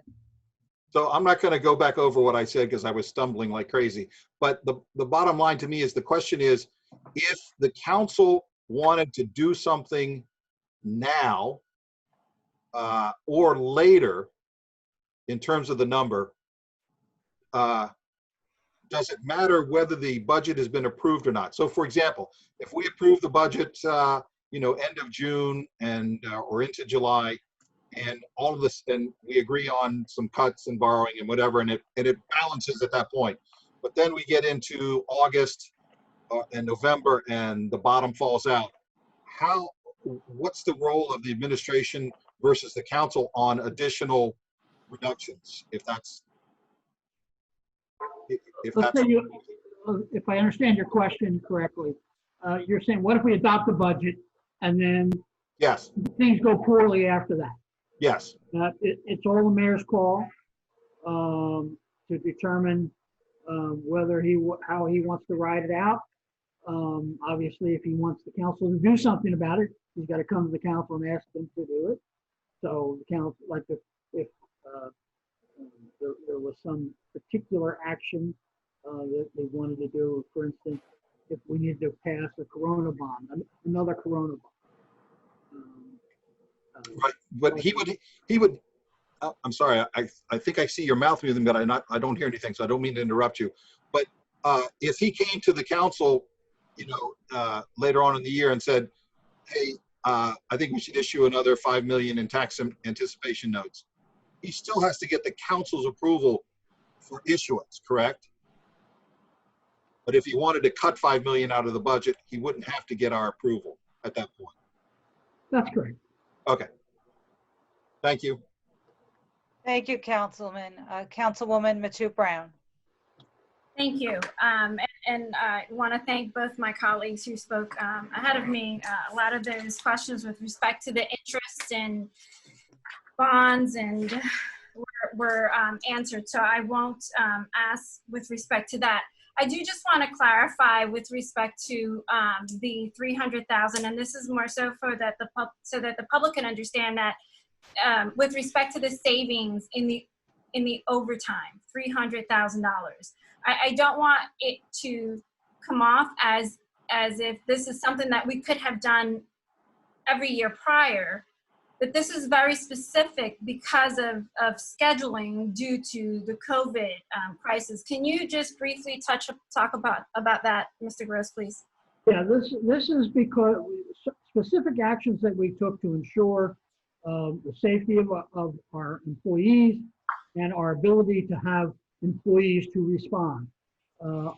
Under some of the old schedules, if one person got sick, it would take effort. The police department, in theory, could take out 1/3 to 40% of the police department in one day. So we changed our schedule and in order to make longer shifts, the fewer shifts for employees, and then they were on standby for a certain period of time. We also eliminated, for the most part, any vacations. So we have, in terms of coverage, on any given day or hour, we had full coverage, if not more coverage. But we had that spread out over days, and we had more people. For instance, all of the police officers who were on 5 and 2 schedule, 5-day week, 40-hour schedule, repetitive schedule. Well, they went into the rotation schedule. So we had a lot more police officers to provide the coverage. Now, there's responsibilities that those people were doing that they're not doing now. And frankly, because everybody's shut into their house, there's a lot less crime, so there's a lot less for them to do. When we start to open up and things start to percolate again, we're going to have to change our schedules back, and there'll be a lot more to do, and that's going to cause us to need to have additional overtime. So there's no smoke and mirrors here. It's just a matter of the nature of this outbreak has taken a lot of the pressure off of the police department, but because of the scheduling, in order to make sure that we have good coverage, and therefore we don't have to have the overtime.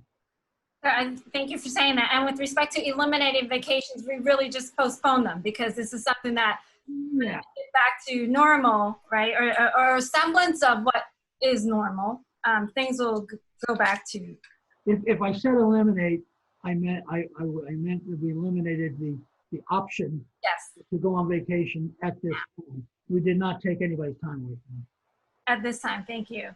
And also, I just wanted to also clarify with respect to what we're looking at, the 9,012,000, 2.5% of that, 2.5 million of that is roughly commercial, correct? So when we're talking commercial, we're talking the very likelihood, and when obviously our small business owners, but also our larger shopping plazas, right? Those type of facilities. So I want to just be clear that 2.5 million is not just on small business owners, but the larger plazas that we have here in West Orange. So perhaps, and I do take comfort in understanding that it might be strategic, the reason why that portion has not come in, and possibly for some of our residents as well, because some of us are still in limbo with respect to job security. So I understand that, that representation of a shortfall is not in essence where we are right now, and will likely improve in the next coming days and months. I do not envy the mayor or yourself, Mr. Gross or Mr. Sayers, with respect to having the discussion of furloughs and layoffs. I am not one to focus on that area for savings right away. I think that prioritizing our spending as we go into our budget season would be a focus first, and then seeing where we are. I really do appreciate all of the work that our elected officials, as far as our Assembly, our Senate, and our Congress members are doing to ensure that the municipalities have the opportunity and at least the option to plug in some shortfalls where it may be. I want to just reiterate that to our public, that it's not, we're in a bad situation just like everyone else, unfortunately. However, there are remedies and alternatives for us to be able to make our budget work with as minimal burden and impact on our taxpayers who are already burdened. So I just wanted to be clear on that. There is a lot of work happening behind the scenes. I know that we've had conversations. I know that I follow our Assembly people and our Congress, and just want to share that with the public, that there is light at the end of the tunnel. What that looks like right now is still uncertain, but I'm confident that everyone's work is focused on making sure that we plug in those shortfalls with respect to our to our budget. So that's it for me, Council President. Thank you. And thank you, Mr. Gross. Thank you, Councilwoman. Councilwoman McCartney? Thank you. You know, I'm looking and listening to this as a timeline because at our last meeting, we were talking about a $12 to $15 million shortfall. So in 1 month's time, John, you've been doing the math. We're down to 9 million. We do have 6 days till June 1st. SBA loans, all of that is still out there that the businesses can use. I was afraid, so looking at this as a timeline, hopefully, with the options that you've presented, I was afraid that our discussion was going to be on the who. That's where I thought we were going this evening, talking about pending matters. I'm glad that you've offered the other options. I didn't hear what the status was on the Assembly bill selling the coronavirus bonds. John, what do you know what that is? Did you say mid-June? The Assembly adopted their bill. The Senate House is in committee. So we don't. Senate bill's in committee. Okay. And then we would schedule a budget hearing after that? Yeah, I would expect to hear something on that over the next couple of weeks. Did you say mid-June? Did I hear you say mid-June? Well, I think we were looking maybe sometime after middle June. So depending on everybody's schedule, maybe third week in June. Okay. Thank you. Will you At least continue to at least look at this? tentatively. Say it again? At least tentatively have it, for now. Obviously, if something happens or something doesn't happen, we can make a determination whether to move forward. Thank you. Thank you, Thank you, Councilwoman. Just a couple questions, Mr. Gross. The 6.5 million residential that's outstanding, is any of that still with mortgage companies and escrow, or that's just all That's all. on the residents? Well, it's residents, it's commercial. Like I said, 2.5 million is commercial. And 6.5 million of it is residential. That's primarily the residential. It's mostly single family home. Okay, but not payments from escrow, payments from banks. I believe if a lot of residents are going with the forbearance program with the mortgage company, the banks are supposed to be, making the tax payments and insurance payments for them. So, okay. So I'm gonna, I know so these figures are all based on the tax revenue. What about our other sources of revenue? What does the hotel tax look like? The shortfall on that? Well, there's a lag in that, so I can't tell you yet. Okay. We don't get that, we don't get it immediately. So. Okay, and as far as, is it a substantial amount? Because obviously with permits, parking, and other miscellaneous fees, that we should anticipate to be down as well? Yeah, I would anticipate, we know what we're going to anticipate. It won't impact the budget. The way the budget law works is you can anticipate based on the previous year. I won't be surprised if we end up short. Okay. Okay. So I too, to echo Councilwoman Brown's points in regards to having any discussions in regards to furloughs. I hope we all look. I'm glad to see these other options here because that's the last place I would like to go, if possible. So I'm glad to see that there are possible options that we could get through this crisis. So it should be interesting to see what transpires in the next couple weeks. In regards to the meeting itself, right now we could, we look at virtual, we could take that, we could talk about that through email. If you want to do another virtual meeting, I still would like if we do go that route, I would like the directors to come online with us and schedule that accordingly. Also, there's an option if we do want to meet in person. I could talk to Dr. Cascone to see if we could do something at West Orange High School. I know the school board met in the high school auditorium and they were spread out. It's a big space. so we could see how that goes in the next couple weeks too. So I just want you to know, my colleagues know that there are options. Because I know when we sit with budget and we talk the numbers and look at our pages, it sometimes gets a little daunting. But again, we could schedule it out. Last year we went for 12 hours straight. I highly don't recommend that via computer this year. I would like to break that up. If we see us going longer, I could see us getting a little punchy in that kind of venue and time frame. Just saying. So I like to prepare accordingly so we could, have the opportunity to really vet this crisis out and make sure we have ample time. So with that, I guess, Mr. Gross, we could send out some dates for tomorrow and start the conversation with scheduling, if you feel comfortable.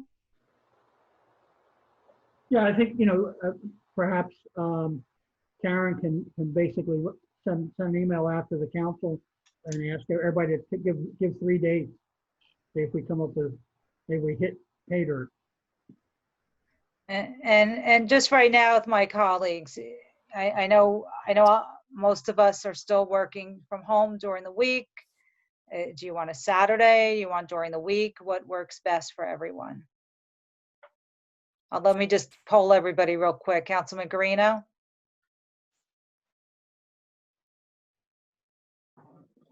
Oh, I lose you? Sorry. Saturday is fine for me, Council President. Saturday or Sunday, so. Okay, Councilman Kukoviac? Yes, Saturday or Sunday is preferred. I'm going to have to run and get my power cord, so don't do anything important for about 60 seconds, please. Okay, I'll pull the rest of them.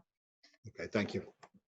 Councilwoman Matu Brown Weekends are best for me as well. Thank you. and Councilwoman McCartney. Any day.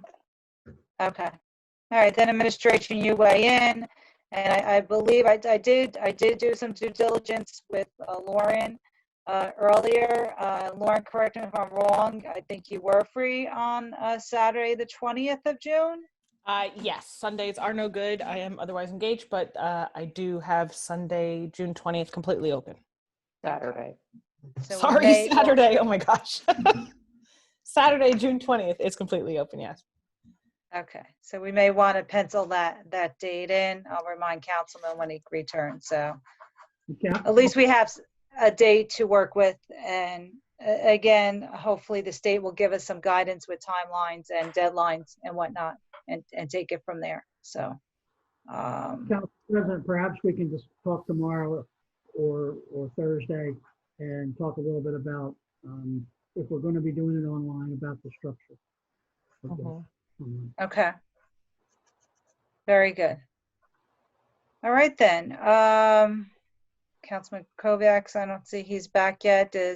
And my colleagues have any other questions? Are you good with all this? And we'll finalize this and hope for the best for our community as we move forward with this crisis. And I'm not sure, does anybody else have anything for pending matters? Nope. Okay, then. I don't know if you wanted to wait for Mr. Krakowiak to come back. Yeah, let's give him a minute or so. I'm back. I'm back. Okay, great, Councilman. Pencil in Four flights of Saturday. stairs. Four flights of stairs and no heart attack.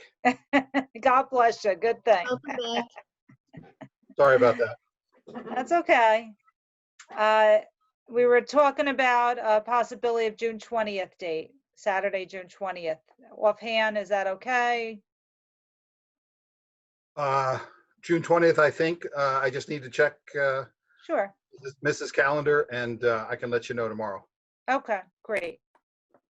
Do you, the rest of us are good. Do you have anything else for pending matters? No, thank you. Okay, wonderful. So with that being said, our next meeting is Tuesday, June 9th, 6:30. And like I said, hopefully we can have Mr. Keough here with some, hopefully some news for recreation and opening up within the township. So let's all hope for that. And instructions will be posted on the Friday prior. All right, thank you all this evening. We appreciate everyone's patience. And if I could have a motion for to adjourn. Motion to adjourn, Council President? Second. Thank you. All in favor? Aye. Any opposed? The motion is carried. Great. Good night, everybody. Thank you. Good night, everybody. West Good night, Orange. my colleagues. Hey, thank you. This is just a reminder that when the meeting ends, it'll end for everyone, including our audience and our panelists on video, and no other business will be conducted once it ends. Thank you all. Have a great night. Good night, Lauren. Thank you. Thanks. Good night. Thanks, Lauren. Great job.